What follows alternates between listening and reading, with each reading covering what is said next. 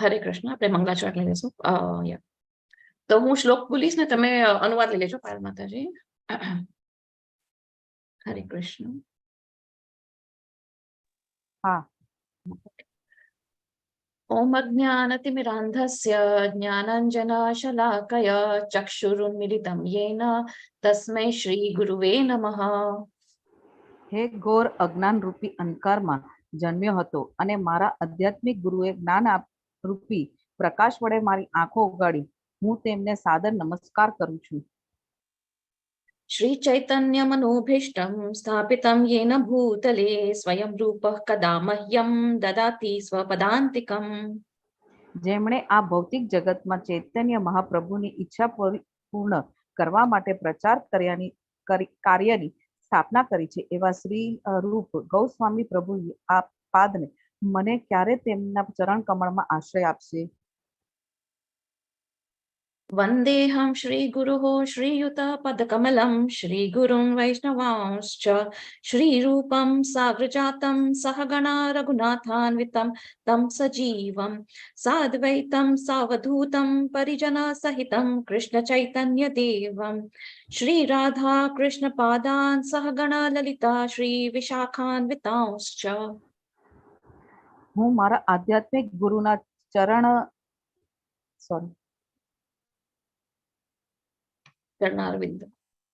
હું મારા આધ્યાત્મિક ગુરુના ચરણવિંદમાં થતા સર્વ વૈષ્ણવોના ચરણોમાં સાદર પ્રણામ કરું છું. હું શ્રી રૂપ ગૌસ્વામીને તથા તેમના જ્યેષ્ઠ ભાઈ સનાતન ગૌસ્વામીને તેમજ રઘુનાથ દાસ તથા રઘુનાથ ભટ્ટ, ગોપાલ ભટ્ટ તથા શ્રી જીવ ગૌસ્વામીના ચરણ કમળમાં સાદર પ્રણામ કરું છું. હું શ્રી ભગવાન કૃષ્ણ ચૈતન્ય તથા પ્રભુ નિત્યાનંદને તેમજ શ્રી અદ્વૈત આચાર્ય ગંગાધર શ્રીવાસ તથા અન્ય ગૌ ભક્તોને સાદર પ્રણામ કરું છું. હરે કૃષ્ણ. હરે કૃષ્ણ માતાજી. આપણ બોલવાનું છે. હા, આપણ બોલીશું. હું શ્રીમતી લલિતા તથા વિશાખા સખીઓ સહિત શ્રીમતી રાધારાણી અને શ્રી કૃષ્ણને સાદર પ્રણામ કરું છું. હે વાલા કૃષ્ણ, આપ સપ્ત જનોનો મિત્ર છો અને સૃષ્ટિના ઉદ્ગમસ્થાન છો. આપ ગોપીઓને સ્વામી તથા રાધારાણીના પ્રિયતમ છો. હું આપને સાદર દંડવત પ્રણામ કરું. હે કૃષ્ણ કરુણા સિંધુ દીનબંધુ જગતપતે ગોપિશા ગોપિકા કાંતા રાધા કાંતા નમોસ્તુતે. તપ્ત કાંચન ગૌરાંગી શ્રી રાધે વૃંદાવનેશ્વરી વૃષભાનુસુતે દેવી પ્રાણમામી હરિપ્રિયે વાંછકલ્પતરુભ્યશ્ચ કૃપા સિંધુભ્ય એવ ચ પતિતાનાં પાવનેભ્યો વૈષ્ણવેભ્યો નમો નમઃ. હરે કૃષ્ણ. હરે કૃષ્ણ. તપેલા સુવર્ણ સમાન દૈવિક ક્રાંતિ ધરાવતા વૃંદાવન મહારાણી રાજા વૃષભાનુપુત્રી તથા ભગવાન કૃષ્ણને અત્યંત પ્રિય એવા હે રાધારાણી, હું આપને સાદર પ્રણામ કરું છું. કલ્પવૃક્ષની જેમ સૌ કોઈની ઈચ્છાઓને પૂર્ણ કરી શકે તેવા પતિ જીવોએ પાવન કરનારા અને કૃપાના સાગર જેવા સર્વ વૈષ્ણવ ભક્તોને દંડવત પ્રણામ કરું. હરે કૃષ્ણ. હરે કૃષ્ણ. નમો વિષ્ણુપાદાય કૃષ્ણપ્રેષ્ઠાય ભૂતલે શ્રીમતે ભક્તિવેદાંત સ્વામિનિતિ નામિને નમસ્તે સારસ્વતી દેવે ગૌરવાણી પ્રચારિણે નિર્વિશેષ શૂન્યવાદી પાશ્ચાત્ય દેશધારિણે જયો શ્રી કૃષ્ણ ચૈતન્ય પ્રભુ નિત્યાનંદ શ્રી અદ્વૈતા ગદાધર શ્રીવસાદ ગૌર ભક્ત વૃંદ. હરે કૃષ્ણ કૃષ્ણ કૃષ્ણ હરે હરે હરે રામ હરે રામ રામ રામ હરે હરે. યસ માતાજી, લઈ લેજો પંચતત્વ. હું શ્રી કૃષ્ણ ચૈતન્ય પ્રભુ નિત્યાનંદ શ્રી અદ્વૈત ગંગાધર શ્રીવાસ વગેરે સર્વ ભક્તોને હું સાદર પ્રણામ કરું છું. હરે કૃષ્ણ. હરે કૃષ્ણ. હરિ બોલ. હરે કૃષ્ણ. Thank you. તો આ મંગલાચરણમાં આપણે બધા ગુરુઓને વંદન કરે છે, શ્રી કૃષ્ણને વંદન કરે છે, લલિતા સખી, વિશાખા સખી, રાધા રાણીને આપણે વંદન કરીએ છીએ અને પંચતત્વ જે છે એમને બધાને આપણે વંદન કરીએ છીએ અને પછી આપણે આપણું ક્લાસ શરૂ કરીએ છીએ. તો હરે કૃષ્ણ સર્વને બધાને સ્વાગત છે લેવલ 1 કોર્સમાં. 18 માતાજી. હરે કૃષ્ણ. થેન્ક યુ માતાજી. હરે કૃષ્ણ. તો તમારા બધાનું સ્વાગત છે ઇસ્કોન મેંગલુરુ કુલઈ, જે શ્રી શ્રી રાધા ગોવિંદ ટેમ્પલ છે આપણું ઇસ્કોન મેંગલોરમાં કુલઈમાં. તો એમના દ્વારા આ આપણો કોર્સ લેવલ 1 ભગવદ્ ગીતાનો 18 દિવસમાં 18 અધ્યાય શીખો એ સંચાલિત છે. અને હિઝ ગ્રેસ નામનિષ્ઠા દાસ પ્રભુ જે આપણા ટેમ્પલના પ્રેસિડેન્ટ છે, એમના ગાઈડન્સથી આપણે બધા મળી રહ્યા છે, જોડાયેલા છે. ને હું દેવલ આજે તમારી સાથે 5મો અધ્યાય લેવાની છું. ને હું પ્રયત્ન કરીશ કે તમને 5મો અધ્યાય હું સમજાવી શકું. તો લેટ્સ બિગિન આજનો ક્લાસ. યસ, હરે કૃષ્ણ. જય શ્રી માતાજી. હરે કૃષ્ણ જ્યોતિ માતાજી. હરે કૃષ્ણ મનીષા માતાજી, નૈના માતાજી, પાયલ માતાજી. યસ, તો મને મારી સ્ક્રીન શેર કરો એક સેકન્ડ. આપણે શ્રીલા પ્રભુપાદના ચરણમાં વંદન કરવું છે. Just a moment. ઓકે, હરે કૃષ્ણ. મારી સ્ક્રીન દેખાય છે, રાઈટ? હા. ઓકે, હરે કૃષ્ણ. તો શ્રીલા પ્રભુપાદની જય. તો આજનો ચેપ્ટરનું નામ શું છે? ચેપ્ટર નંબર 5 છે કર્મયોગ. કર્મ સંન્યાસ યોગ યા કર્મયોગ.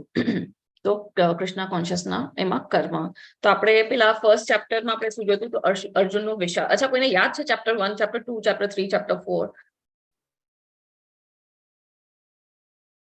કાંઈ પણ યાદ હોય તો તમે કહી શકો. ચેપ્ટર 1 માં આપણે શું શીખાતા? હેન્ડ રેઝ કરજો યા ચેટ બોક્સમાં લખજો, યા મ્યુટ કરીને કહી શકો છો. ચેપ્ટર 1 ની આપણે સમરી શું હતી, શું શીખાતા ઇન શોર્ટ? કાંઈ પણ તમને યાદ હોય ચેપ્ટર 1? યસ, હરે કૃષ્ણ માતાજી. હરે કૃષ્ણ. જય શ્રી માતાજી. કુરુક્ષેત્રના મેદાનમાં યુદ્ધનું નિરીક્ષણ, 3 જણાની મનોહ સ્થિતિ. યસ, પછી બીજા અધ્યાયમાં ગીતાનો સાર. હા, હું શરીર નથી, આત્મા છું. બરાબર. હરી બોલ. પછી ત્રીજા અધ્યાયમાં આપણે શું સમય જાતા? બીજા કોઈને પણ આન્સર આપવો હોય તો બોલી શકો છો, અનમ્યુટ કરી શકો છો. હરી બોલ. સકામ કર્મ, હા, કર્મયોગ. હા, એમાં પણ કર્મયોગ હતું 3rd ચેપ્ટરમાં પણ. કાલના ચેપ્ટરમાં આપણે શું જોયું? 4થા ચેપ્ટરમાં ચેટ બોક્સમાં એ લખી શકો કે તમે દિવ્ય અનમ્યુટ. જ્ઞાન. દિવ્ય જ્ઞાન. હરી બોલ. થેન્ક યુ માતાજી. કોણ બોલા? માતાજી તમારું નામ એક સેકન્ડ. પાયલ. હરી બોલ. યસ, તો આપણે ફર્સ્ટ ચેપ્ટરમાં આપણે જોયું અર્જુન વિષાદ યોગ. તો અર્જુનનો વિષાદ અને 3 જણોની મનસ્થિતિ, દુર્યોધન, ધૃતરાષ્ટ્ર, અર્જુનની મનોસ્થિતિ.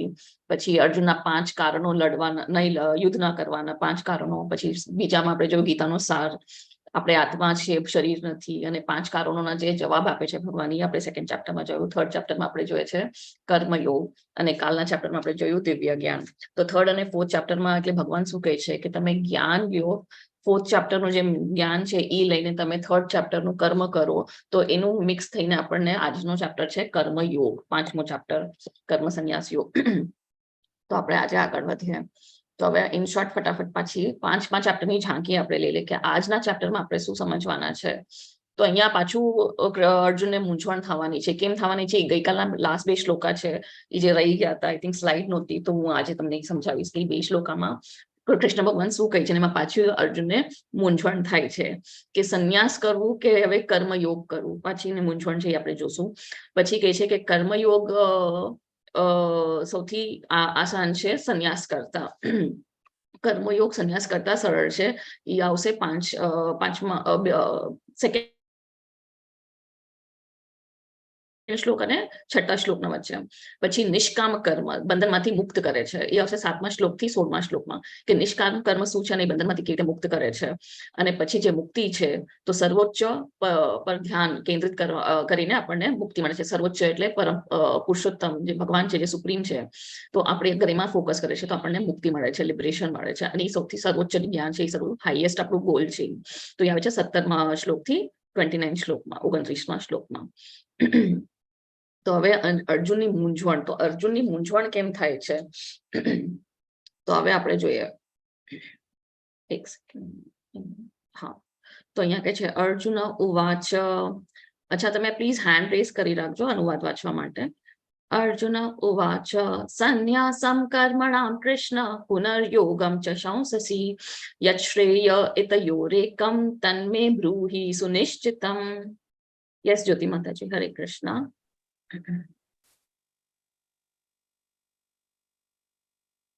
હરે કૃષ્ણ માતાજી, તમારો અવાજ નથી આવતો. બધાને અવાજ આવે છે મને કે મને નથી આવતો? હરે કૃષ્ણ. હા, મારો આવે અવાજ છે અવાજ. આવે જો છે અમને. અવાજ આવે છે? જ્યોતિ માતાજીનો અવાજ આવે છે? હરે કૃષ્ણ. કે મને નથી આવતો? ના, નમો નથી નમઃ, આવતું. હરે કૃષ્ણ માતાજી, હરે કૃષ્ણ માતાજી. હા પાયલ માતાજી બોલો. હરે કૃષ્ણ. કોણ કોણ અનુવાદ લે છે? પ્લીઝ અનમ્યુટ કરીને બોલી દેજો. હરે કૃષ્ણ. હરે કૃષ્ણ. હા હરે અર્જુને કૃષ્ણ. કહ્યું, હે કૃષ્ણ, આપે પહેલા મને કર્મનો ત્યાગ કરવા કહ્યું અને પછી ભક્તિપૂર્વક કર્મ કરવાનો આદેશ આપો છો. હવે આપ કૃપા કરીને નિશ્ચિત રૂપે મને કહેશો કે આ બંનેમાંથી કયું વધારે કલ્યાણકારી છે? હરે કૃષ્ણ. હરે કૃષ્ણ. થેન્ક યુ માતાજી. જ્યોતિ માતાજી, તમારો અવાજ નથી આવી રહ્યો. જરાક તમારું માઇક ચેક કરજો પ્લીઝ. ઓકે, તો અહીંયા હવે પાછું આપણે આ પાછો વર્ડ જોયો છે શ્રેય. તો શ્રેયનો મિનિંગ શું છે? આપણે પેલા પણ શ્લોકમાં જોયું હતું, 2.7 માં પણ જોયું હતું, કાર્પણ્ય દોષોમાં પણ શ્રેય યત શ્રેય સુનિશ્ચિતમ. તો શ્રેયનો મતલબ શું છે? યસ હરે કૃષ્ણ. લાંબા ગાળાનું કલ્યાણ. યસ હરિ બોલ માતાજી. લાંબા ગાળાનું કલ્યાણ, લોંગ ટર્મ બેનિફિટ છે, એ શ્રેય છે. તો અહીંયા પાછું કહે છે, અને પાછું તન્મે બ્રૂહી સુનિશ્ચિતમ, પાછું તમે મને નિશ્ચિત રૂપે કહો. ત્રીજી વાર અર્જુન સ્ટ્રેસ કરે છે ભગવાનને. તો અહીંયા પાછું એ કેમ મૂંઝવણ આવે છે ને? તો એ કહે છે કે હવે મારે શું કરવાનું? કર્મનો ત્યાગ કરવાનો કે હવે મારે ભક્તિમાં કર્મ કરવાનું? હવે હું પાછો કન્ફ્યુઝ થઈ ગયો છું. હવે આમાંથી મારું શું શ્રેષ્ઠ છે? તો આ કન્ફ્યુઝન કેમ આવે છે? તો આપણે આ સમરી જોઈએ, 3rd ચેપ્ટર ને 4થા ચેપ્ટરમાં કયા કયા શ્લોકામાં શું બધું કહેવાનું હતું ને એને કઈ મૂંઝવણ આવી હતી. મારો બેકગ્રાઉન્ડમાં કઈ અવાજ આવે છે તમને કે ક્લિયર છે સાઉન્ડ? હરે કૃષ્ણ. ક્લિયર આવે છે. Clear છે. ક્લિયર છે. થેન્ક યુ બધાને. હા ઓકે, હરે કૃષ્ણ. ઓકે, તો આ કોણ લેશે આનું અનુવાદ? આજે ગુજરાતીમાં લખ્યું છે, કોણ વાંચશે? ફટાફટ. યસ, જય શ્રી માતાજી. હરે કૃષ્ણ. અનમ્યુટ કરજો. યસ.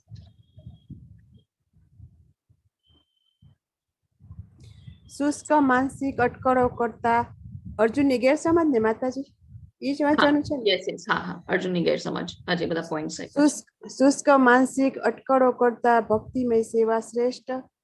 પછી બીજો અધ્યાય શ્લોક નંબર 1. 11 થી કૃષ્ણ દ્વારા વર્ણવેલ આત્માનું જ્ઞાન. શ્લોક નંબર 31 થી 37 નિયત ફરજ સમજાવવી. જે શ્લોક નંબર 42 થી 45 ફળદાયી પ્રવૃત્તિઓને લીધે આત્માનું ફસાવવું. શ્લોક નંબર 46 થી 53 ભક્તિમય સેવા દ્વારા ઉપાધિથી છૂટવાની પ્રક્રિયા સમજાવવી. પછી ત્રીજો અધ્યાય શ્લોક નંબર 17-18 જ્ઞાનમાં વ્યક્તિ માટે કોઈ ફરજ નથી તેમ સમજાવ્યું છે. પછી અધ્યાય 4 શ્લોક 33 તમામ પ્રકારના ત્યાગ કાર્ય જ્ઞાનમાં પરિણમે છે તે સમજાવ્યું. અને ચોથા અધ્યાયના છેલ્લા શ્લોકમાં કૃષ્ણએ ફરીથી અર્જુનને ઉઠી અને લડવાનું કહ્યું. આમ અર્જુનને મૂંઝવણમાં મૂક્યા. હરે કૃષ્ણ માતાજી. હરી બોલ. થેન્ક યુ માતાજી. હરે કૃષ્ણ. તો હવે અહીંયા આપણે માતાજી જે વાંચ્યું છે તો શું કહે છે કે હવે ભક્તિ ઈ છે જે આપણે તર્ક વિતર્ક કરીએ છે, તો એના કરતા ભક્તિ શ્રેષ્ઠ છે. અને કેવી રીતે શ્રેષ્ઠ છે? તો 11માં જે બીજા ચેપ્ટરના 11 થી 30માં શ્લોકોમાં આપણે જોયું કે આપણે શું છે, આપણે આત્મા છે, આપણે શરીર નથી. કૃષ્ણએ સમજાવ્યું. પછી 31 થી 37 શ્લોકમાં કહે છે કે આપણા નિયત કર્મો શું છે. આપણે કર્મ કરવું જ પડશે. નિયત કર્મ તો આપણે કરવાનું છે. આપણે કઈ એમ નહીં કે ચલો છોડો ઘર બાર ને ચલો હરિદ્વાર, એવી રીતે સંન્યાસો લેવાનું નથી. આપણે કાર્ય તો નિયત કાર્ય કરવાના જ છે. અને પછી 42 થી 45માં કહે છે કે આપણે તો આ શરીરમાં ફસાયેલા છે. કેમ ફસાયેલા છે? કારણ કે આ ભૌતિક કાર્ય આપણને જે કરવા હતા એટલે આપણે એમાં ફસાયેલા છે. આપણી જે ઇન્દ્રિયોની જે આપણી ઈચ્છાઓને છે બધી પૂર્તિ કરવા માટે આપણે આવ્યા છે. એટલે આપણે આ બદ્ધ જીવ થઈ ગયા છે, આપણે આ શરીરમાં ફસાઈ ગયા છે, આપણે આ એક જેલમાં છે. પછી 46 થી 53 માં કહી છે કે હવે આપણે કેવી રીતે મુક્ત થઈ શકે. તો મુક્ત કેવી થઈ શકે છે? તો આપણે ભક્તિથી મુક્ત થઈ શકે છે, ભક્તિના કાર્યોથી મુક્ત થઈ શકે છે. તો આપણે કાર્યો છોડવાના નથી, પણ કાર્ય કેવા કરવાના છે? તો કૃષ્ણને વચ્ચે રાખીને આપણે કાર્ય કરવાના છે, તો આપણે મુક્ત થઈ શકશું.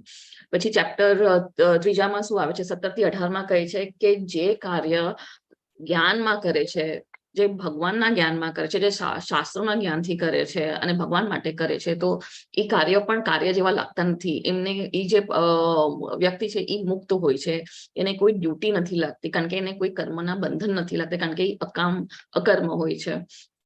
તો આપણે જોયું હતું ગઈકાલે કર્મ, વિકર્મ, અકર્મ. તો સકામ કર્મમાં પણ આપણને પુણ્ય મળે છે, પણ સકામ કર્મ પણ નથી કરવાના, આપણે અકર્મ કરવાના છે. જે આપણે બધા કાર્ય આપણે ભગવાનને જોડાવીને કરે છે, તો એમાં આપણને કોઈ બંધન લાગતું નથી, કોઈ પાપ લાગતા નથી, કારણ કે આપણે મુક્ત થઈ છે. પછી ગઈકાલના આપણે ચેપ્ટરમાં જોયું 33rd શ્લોકમાં કીધું હતું કે જેટલા પણ આપણે ત્યાગ કરે છે, તો ત્યાગ એટલે શું? આપણે જે જોયું હતું બ્રાહ્મણ, ક્ષત્રિય, વૈશ્ય, શૂદ્ર, એ લોકો પણ બધા જે કાર્ય કરે છે એ પણ કોના માટે કાર્ય કરે છે? એ ત્યાગ શું છે? તો એ વિષ્ણુને પ્રસન્ન કરવાનો ત્યાગ છે. તો પણ એ જયારે આપણે જ્ઞાનમાં એ બધા ત્યાગ કરે છે, તો આપણે એકચ્યુઅલ સંન્યાસ કહેવાય છે. તો એ બધું જે છે, જે આપણે ત્યાગ કરે છે, એ બધું સેક્રિફાઈસ કરે છે, એના માટે કરે છે? તો એ જ્ઞાન મેળવવા માટે કરે છે. એનું જ્ઞાન કે જે પરમ સત્ય શું છે, એ એકચ્યુઅલી જ્ઞાન છે. અને પછી લાસ્ટના જે 2 શ્લોકા હતા 41 અને 42. તો 41માં શું કહે છે ભગવાન? તો એ કહે છે કે જે ભક્તિ કરે છે અને જે ભક્તિ કરે છે પણ ફળની ઈચ્છા નથી રાખતો, ને જે ફળનો ત્યાગ કરે છે, જે ફળ ભગવાનને અર્પિત કરે છે, અને એ જે જ્ઞાનમાં હોય છે, તો ત્યારે એની બધી શંકાઓ જે છે, આ બધી ડાઉટ્સ છે, જે અર્જુનને બધા શંકાઓના જે અસુર હતા, એનો વિનાશ થાય છે. કેમ વિનાશ થાય છે? તો એ જ્ઞાન મળે છે એટલે એ વિનાશ થાય છે. અને કેનો જ્ઞાન? આ ભગવદ્ ગીતાના જ્ઞાનથી આ બધા શંકાઓનો વિનાશ થાય છે. અને ત્યારે એ જ્ઞાનમાં સ્થિત હોય છે, અને કોઈ કર્મના જે પ્રતિક્રિયાઓ છે એના બંધનથી એ મુક્ત થાય છે. અને પછી 42માં શ્લોકમાં કહે છે ભગવાન કે જે આ શંકાઓ છે, આ અજ્ઞાનના લીધે છે, કારણ કે આપણને શાસ્ત્રોનું જ્ઞાન નથી, એટલે આપણે આ બધા કર્મકાંડમાં ફસાયેલા છે, આપણે બધા ભૌતિક કાર્ય કરે છે. કેમ? કારણ કે અને આપણે કર્મના ચક્કરમાં કેમ ફસાય છે? આપણે કર્મના બધા જે રિઝલ્ટ છે, એ બધા રિએક્શન કેમ આવે છે? કારણ કે આપણને જ્ઞાન નથી. તો આ બધી શંકાઓ કેવી રીતે દૂર થશે? તો એ જયારે આપણે ભગવદ્ ગીતા વાંચશું, જયારે આપણે આ જ્ઞાન લેશું, તો આ બધા શંકાઓ આપણા જ્ઞાનના શસ્ત્રોથી આપણા બધા દૂર થાય છે, એનું વિનાશ થાય છે, અને આપણે અંધકારમાંથી બહાર નીકળે છે. તો એટલે ભગવાન શું કહે છે કે તું જ્ઞાનમાં કાર્ય કર, તું જ્ઞાનમાં કાર્ય કર, અને તું કર્મના ફળનું ત્યાગ કર. તો એટલે પાછો અર્જુન કન્ફ્યુઝ થાય છે કે હવે હું સંન્યાસ લઉં કે હું કર્મ કરું કે હું ભક્તિ કરું? તો ભગવાન શું કહે છે કે તું ચોથો જે ચેપ્ટર હતો આપણો દિવ્ય જ્ઞાન લઈને 3rd ચેપ્ટર જે કર્મયોગ છે, 5મો ચેપ્ટર કર્મ સંન્યાસ યોગ કહેવાશે. કોઈકનું અનમ્યુટ થઈ ગયું છે.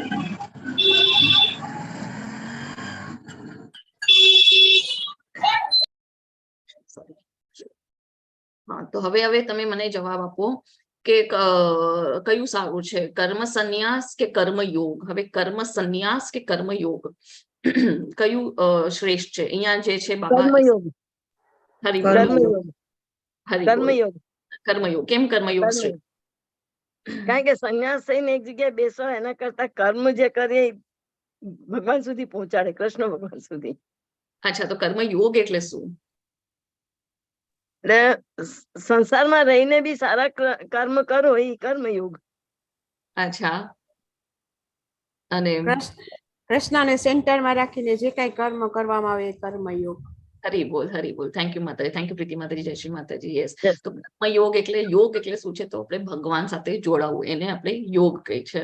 તો કર્મયોગ શું છે? જે પણ આપણે કર્મ કરે છે, આપણે ભગવાનને અર્પણ કરે છે, ભગવાનના માટે કરીએ છીએ, તો એ કર્મયોગ થાય છે. ને એમાં આપણે કોઈ બંધનમાં આવતા નથી, બધા બંધનોથી, કર્મના બંધનથી આપણે મુક્ત થાય છે. અને કર્મ સંન્યાસ શું છે?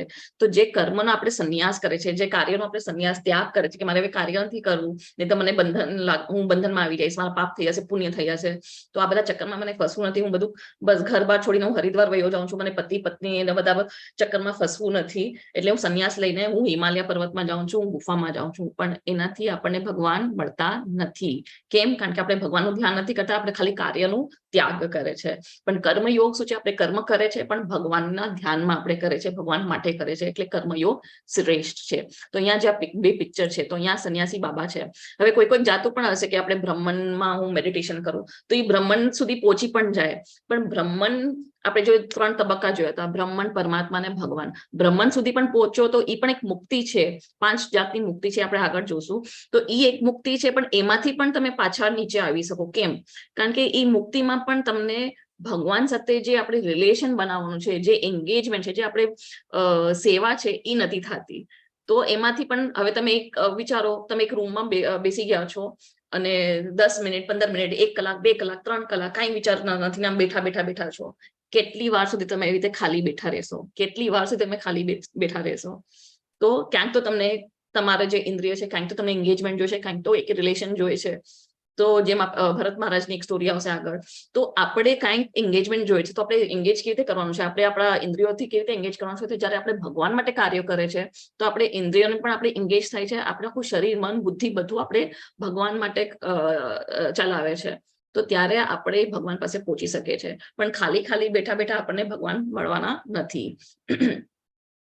તો અહીંયા પણ કહે છે કે બ્રહ્મ સુધી પહોંચવામાં પણ ડર છે કે તમને જરાક કંઈક થશે કે હવે મને કંઈક કાર્ય કરવું છે તો તમે તરત નીચે આવી જશો. પણ જ્યારે ભગવાનના કાર્ય કરે છે અને ભગવાનના ધામે પહોંચે છે, પાછું આપણું જન્મ મૃત્યુમાં ચક્કરમાં આવતા નથી. તો અહીંયા સંન્યાસી બાબા છે, અને અહીંયા જે આ છે આ ઇસ્કોનના ડિવોટી છે, આ ભગવાનની આ બુકો વેચે છે. ભાગવતમ છે એમના હાથમાં, બધી અલગ અલગ બુકો છે, કૃષ્ણ બુક છે, ભગવદ્ ગીતા છે.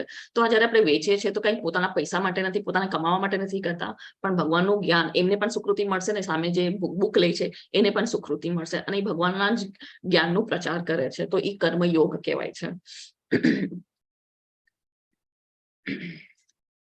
Sorry, એક સેકન્ડ.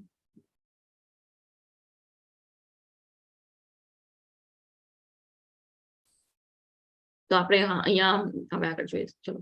શ્રી ભગવાન વાચ સંન્યાસ કર્મયોગશ્ચ નિશ્રેયસ કરાહુભવ તયોસ્તુ કર્મ સંન્યાસાત કર્મ યોગો વિશિષ્યતે.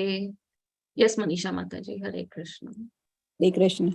પુરુષોત્તમ પરમેશ્વરે ઉત્તર આપતા કહ્યું, મુક્તિ માટે તો કર્મનો ત્યાગ અને ભક્તિયુક્ત કર્મ બંને ઉત્તમ છે, પરંતુ આ બંને પૈકી કર્મના પરિત્યાગ કરતા ભક્તિયુક્ત કર્મ શ્રેષ્ઠ છે. હરે કૃષ્ણ. હરે કૃષ્ણ. તો જેમ મેં કીધું, તમે સંન્યાસ પણ, જે ઓલા બાબા છે, ભલે એ બ્રહ્માંડમાં પણ અગર ઓલો જે બ્રહ્મ જ્યોતિર છે એમાં પણ મેડિટેશન કરે છે, તો એમાં પણ એમને મુક્તિ મળે છે.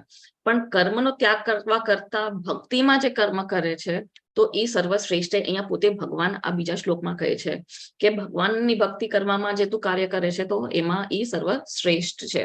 તો ક્યારેક આપણને લાગે કે આ ભૌતિક વસ્તુનો ત્યાગ કરી નાખે પણ જ્ઞાન નથી હોતું. આપણે ભૌતિક વસ્તુનો ત્યાગ કરી નાખે છે પણ આપણને જ્ઞાન નથી હોતું કે શેના માટે આપણે ત્યાગ કરે છે, એનું અલ્ટિમેટ ગોલ શું છે.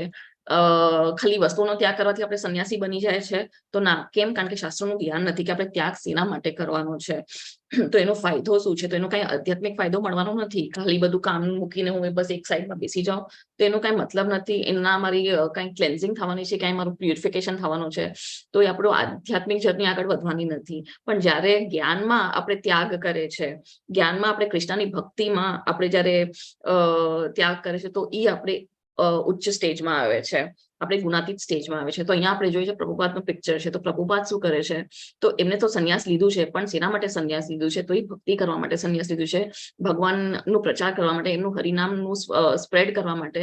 આજે એ વેસ્ટમાં ગયા હતા, કેટલા વર્ષે, 70 યર્સની એજમાં એ ગયા હતા વેસ્ટર્ન કન્ટ્રીમાં, યુએસમાં ગયા હતા, જ્યાં કોઈને કાંઈ ધર્મનું કાંઈ જ્ઞાન નહોતું. તો એ જ્ઞાનનું પ્રચાર કરવા ગયા હતા. તો શેનું જ્ઞાન? ભગવાનનું જ્ઞાનનું પ્રચાર કરવા ગયા હતા. પોતા માટે કે પૈસા કમાવા માટે 70 યર્સના એજમાં એ શું પૈસા કમાવીને શું કરવાના હતા? એટલા બધા મંદિરો બાંધીને એમને શું ફાયદો થવાનો હતો? પણ આપણા જેવા બદ્ધ જીવ છે, જેને કાંઈ ધર્મનું ખબર નથી, શાસ્ત્રનું જ્ઞાન નથી, કાંઈ આપણે નોલેજ નથી, એમના માટે એ એક આવ્યા હતા પ્રચાર કરવા માટે કે આપણે જ્ઞાનમાં આવે અને આપણનું ઉદ્ધાર થાય, આપણા જે બદ્ધ જીવ છે આપણે એમાંથી મુક્ત થાય. તો જ્ઞાનમાં જે આગળ વધે છે તો એને ઈ યજ્ઞ, ઈ જે સેક્રિફાઈસ, ઈ જે ત્યાગ કરે છે, એ ભૌતિક ત્યાગ કરતા પણ ઈ શ્રેષ્ઠ છે. અને એ આપણને આધ્યાત્મિક લેવલમાં લઈ આવે છે. પણ આપણે ખાલી જે કર્મનો ત્યાગ કરે છે અને આપણને જ્ઞાન નથી, તો એ મટીરિયલ પ્લેટફોર્મનો જ ત્યાગ કહેવાય છે, એ ભૌતિક જગતનો જ ત્યાગ કહેવાય છે. એનાથી આપણને કાંઈ આગળ આપણી સ્પિરિચ્યુઅલ લાઈફ આગળ વધતી નથી. જેમ કે છે કર્મકાંડા છે. હવે આગળ એક સ્ટોરી આવશે, એમાં ખબર પડશે કે એ શું ત્યાગ, કર્મકાંડા એટલે શું અને જ્ઞાન કાંડા એટલે શું. તો કર્મકાંડા ખાલી ભૌતિક ચીજોનો ત્યાગ કરવાનો છે, અને જ્ઞાન કાંડા શું છે, જે આપણે ત્યાગ કરે છે એ આપણે નોલેજમાં કરે છે, એ આપણે જ્ઞાનમાં કરે છે. કયા જ્ઞાનમાં કરે છે? શાસ્ત્રોના જ્ઞાનમાં કરે છે, ભગવદ્ ગીતાના જ્ઞાનમાં કરે છે, ભાગવતમના જ્ઞાનમાં કરે છે. એ સત્યની શોધમાં આપણે જ્ઞાનમાં આપણે ત્યાગ કરે છે. તો ઈ કર્મકાંડા કરતા જ્ઞાનકાંડ વધારે શ્રેષ્ઠ છે. અને જ્ઞાનમાં આપણે જે કર્મ ત્યાગ કરે છે એનાથી સૌથી, ઈ ભક્તિમાં જે ત્યાગ કરે છે એનાથી પણ સર્વશ્રેષ્ઠ છે. જ્ઞાનથી પણ સર્વશ્રેષ્ઠ છે ભક્તિ યોગ. તો કર્મ યોગથી કરતા છે જ્ઞાન યોગ, ને જ્ઞાનમાં આપણે કર્મયોગ કરે છે ભક્તિમાં, એ વધારે શ્રેષ્ઠ છે.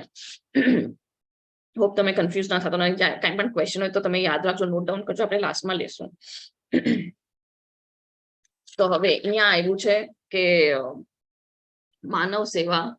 માધવ સેવા સમાન છે. ગઈકાલે આપણે આ ડિસ્કસ કર્યું, તો અનમ્યુટ કરીને બોલી શકો છો, યા ચેટ બોક્સમાં લખી શકો છો કે માનવ સેવા માધવ સેવા સમાન છે. ના. ના. ના, કેમ? કઈક કારણ?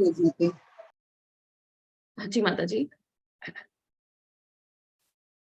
હરે કૃષ્ણ. કેમ માનવ સેવા અને માધવ સેવા સેમ સ્ટેજમાં નથી? ચેટ બોક્સમાં લખી શકો. 3 આન્સર આવી ગયા. સોરી. ના ના ના. અચ્છા, ઓકે. હરી બોલ. બધાના આન્સર રાઈટ છે? ના. ઓકે, તો કેમ ના? તો હવે આપણે જોઈએ. તો અહીંયા એક છે સ્ટોરી. આ કોની સ્ટોરી છે? આ મૃગા એક મહારાજ હતા, એની સ્ટોરી છે. તો અહીંયા શું થાય છે, તો એકવાર કૃષ્ણ ભગવાનના જે પુત્ર છે સાંબ ને પ્રદ્યુમ્ન ને બધા, એ લોકો અનિરુદ્ધ ને બધા, એ લોકો રમતા હતા નાના હતા ત્યારે. અને કૃષ્ણ દ્વારકાધીશ કરીને જયારે દ્વારકાધીશમાં હતા રાજા, તો ત્યારે એ લોકો બધા રમી રહ્યા હતા છોકરાઓ. અને ત્યાં એ લોકોનું એક રમતા રમતા એ લોકો એક કુવા પાસે આવે છે. એ કુવો સુકાયેલો હોય છે, પણ એ લોકો જોઈ છે કુવાના અંદર તો શું હોય છે, એક બહુ મોટી છીપકલી હોય છે. એટલી મોટી છીપકલી હોય છે, તો એ લોકો એકદમ શોક થઈ જતા. તો બહુ મોટી સાઈઝની છે, પણ એ ફસાયેલી છે કે એમાં કુવામાં ફસાયેલી છે. તો એ લોકોને બહુ દયા આવે છે કે હવે આને બહાર કાઢવું પડશે. તે લોકો બહુ કોશિશ કરે છે, રસી લઈ આવે છે, આ લઈ આવે છે, તે લઈ આવે છે, કાઢવાની કોશિશ કરે છે, પણ એટલી વિશાળ હોય છે, હરે કૃષ્ણ, કઈ નીકળી નથી શકતી એમનાથી. તો એ લોકો ક્યાં જાય છે? તો એ લોકો જાય છે કૃષ્ણ પાસે, એમના પપ્પા પાસે, કે પપ્પા અહીંયા તો કુવામાં બહુ મોટી છીપકલી ફસાઈ ગઈ છે, મારાથી નીકળતી નથી, તમે પ્લીઝ આવીને મદદ કરો. તો અહીંયા એક સ્ટોરી મોરલ છે. અહીંયા શું છે, આનું મહત્વ શું છે? તો ભગવાનના જે ભક્ત છે એ ભગવાન કરતા પણ બહુ કૃપાલુ છે. જો અગર ભગવાનના ભક્તોની કૃપા હશે ને, તો આપણને ભગવાન મળશે. આનું અહીંયા મત ઈ છે. કેમ? તો હવે આપણે જોઈએ, કારણ કે જયારે પણ આપણે કોઈ પણ મુશ્કેલી હોય, તો ત્યારે આપણે જયારે ભગવાનને યાદ કરીએ તો ભગવાન આવે છે આપણી પાસે. અને અહીંયા ચૈતન્ય ચરિતામૃતમાં પણ ચૈતન્ય મહાપ્રભુએ કીધું કે તમે કોઈ પણ તમારું મુશ્કેલીમાં હો, કોઈ પણ એવું તમે પરિસ્થિતિમાં હો કે તમને કાંઈ સમજાતું નથી, કે તમને હવે કાંઈ રસ્તો દેખાતો નથી, તો તમે ભગવાનને યાદ કરો. તો તમારું બધા જે કર્મ છે એ તમારા ઈઝી થઈ જશે, તમને રસ્તો મળશે, તમને સોલ્યુશન મળશે. પણ અગર તમે ભગવાનને યાદ નહીં કરો એવી મુશ્કેલ ઘડીમાં કે એવા ટાઈમમાં, તો તમારો એ કાર્ય પણ તમને ઇમ્પોસિબલ લાગશે કે આ હવે મારાથી થશે નહીં, કારણ કે તમે ભગવાનને ભૂલી ગયા છો. તો અહીંયા એ ચૈતન્ય ચરિત્રમાં સ્વયં ચૈતન્ય મહાપ્રભુ કહે છે કે કોઈ પણ મુશ્કેલ ઘડીમાં આપણે ભગવાનને યાદ કરીએ તો ભગવાન આપણને મદદ કરે છે. પણ ભગવાન કેવી રીતે મદદ કરે છે એ પણ અહીંયા જાણવાનું જરૂરી છે, કે ભગવાન કરતા ભગવાનના જે ભક્ત છે એ અગર આપણી સિફારિશ કરે ભગવાન પાસે, એ અગર આપણી વાત લઈ જાય કે આ એક વ્યક્તિ છે, હું એને ઓળખું છું, આ બહુ ફસાયેલો છે, પ્લીઝ આની મદદ કરો, તો ભગવાન એના ભક્તની વાત તરત સાંભળી લે છે. તો આપણે પણ એવા સંઘમાં રહેવાનું છે, કે એવા ભક્તોના સંઘમાં રહેવાનું છે, એમના શરણે આવવાનું છે, એમની સેવા કરવાની છે, કે ભગવાન પ્રિય ભક્ત આપણી અગર સિફારિશ કરશે તો આપણને પણ આપણું પણ ઉદ્ધાર થશે. આનો મતલબ અહીંયા ઈ છે, કારણ કે જે ભગવાનના ભક્ત કોણ હતા? તો આ જે 4 છોકરાઓ હતા, એમના જે રમી રહ્યા હતા, તો એ સિફારિશ કરે છે ભગવાનને કે આ છીપકલી ફસાઈ ગઈ છે. તો આપણે શું છે? આપણે પણ એક છીપકલી છે આ ભૌતિક જગતના કુવામાં. આપણે પણ અલગ અલગ જાતની છીપકલીઓ છે જે આપણે ફસાયેલી છે, કારણ કે આપણને હમણાં જ્ઞાન નથી, આપણને ખબર નથી કે ભગવાન કોણ છે. પણ આપણને કોણ આવે છે સામે? આપણને આ બધા ભક્તો જે છે, આ ઇસ્કોનના ડિવોટી વૈષ્ણવ છે, જે સંપ્રદાયોના વૈષ્ણવ છે એ તો આપણા દરવાજાના સામે આવે છે, આપણો ઉદ્ધાર કરવા આવે છે કે તમે આવો, અહીંયા અંદર આવો, અમારી વાત સાંભળો, આ જ્ઞાન લ્યો, તમે આગળ વધો, ભક્તિમાં આગળ વધો, તો તમારો ઉદ્ધાર થશે ને તમને ભગવાન મળશે. એટલે આપણે પણ ગુરુના શરણે, વૈષ્ણવના શરણે આવવાનું છે અને એમનાથી જ્ઞાન લેવાનું છે, એમના માર્ગદર્શનમાં ચાલવાનું છે, તો આપણને ભગવાન મળશે. તો ત્યારે ભગવાન આપણી મદદ કરશે. એમ નહીં કે આપણે મંદિર જશું ને ભગવાન આપણી પ્રાર્થના સાંભળશે. ભગવાન એમના એજન્ટ થ્રુ આપણી વધારે ફટાફટ મદદ કરવા તરત આવી જાય છે અને ચોક્કસ આવે છે. તો આનો અહીંયા એક મિનિંગ ઈ છે.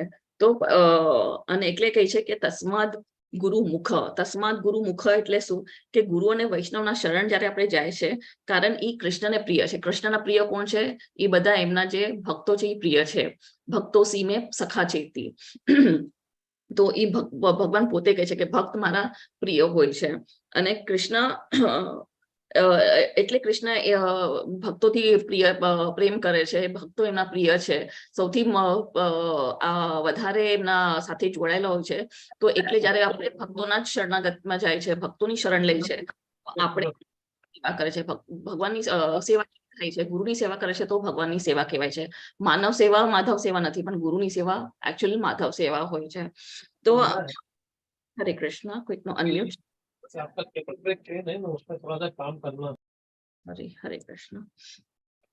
તો આપણે પણ આવી રીતે છીપકલીની જેમ છે જે ફસાયેલા છે, તો આપણે પણ કોઈક ગુરુ જોશે તો જો આપણે સિફારિશ કરશે ને ભગવાન પાસે જશે કે ભાઈ આ સારો ભક્ત છે, આ માળા કરે છે, આ તમને ભોગ લગાવે છે, આ સારી સેવા કરે છે, તો તમે આનો ઉદ્ધાર કરો. આનો મતલબ અહીંયા ઈ છે. પણ જો યસ, તો હવે પ્રભુપાદને પણ કોઈકે પૂછ્યું હતું કે આ તમારા જે આ બધા શિષ્યો છે એ લોકોનું શું થશે, કે તમારા જવા પછી આ લોકો, આ બધા શિષ્ય જે તમે બનાવ્યા છે, તમે ફોલોઅર્સ બનાવ્યા છે, એ લોકોનું શું થશે, એ લોકોનું શું આગળ ડેસ્ટિનેશન છે?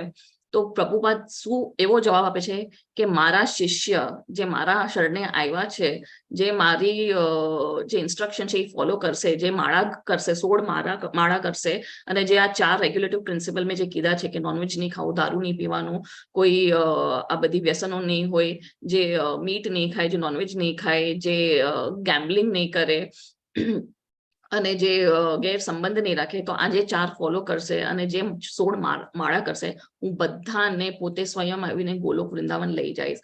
આ ડંકાની ચોટ ઉપર પ્રભુપાદે કીધું છે.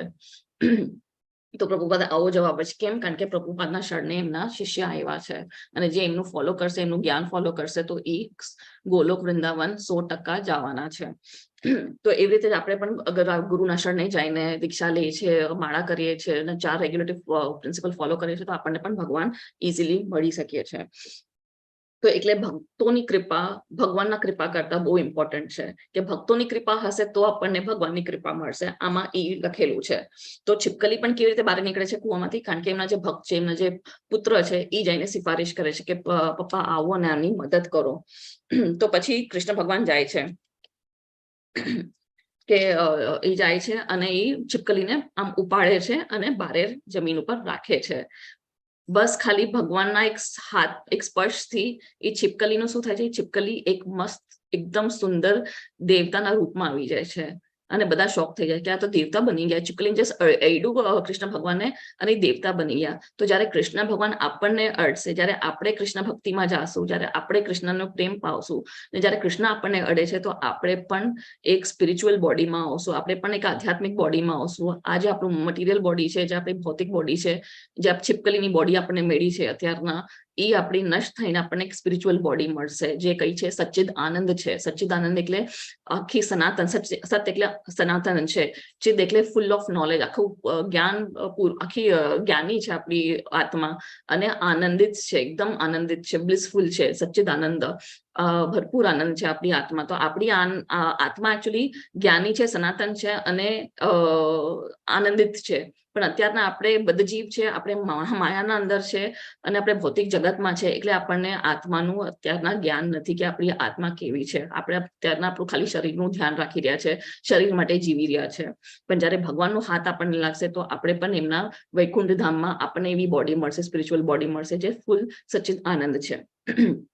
તો આ દેવતા બની ગયા.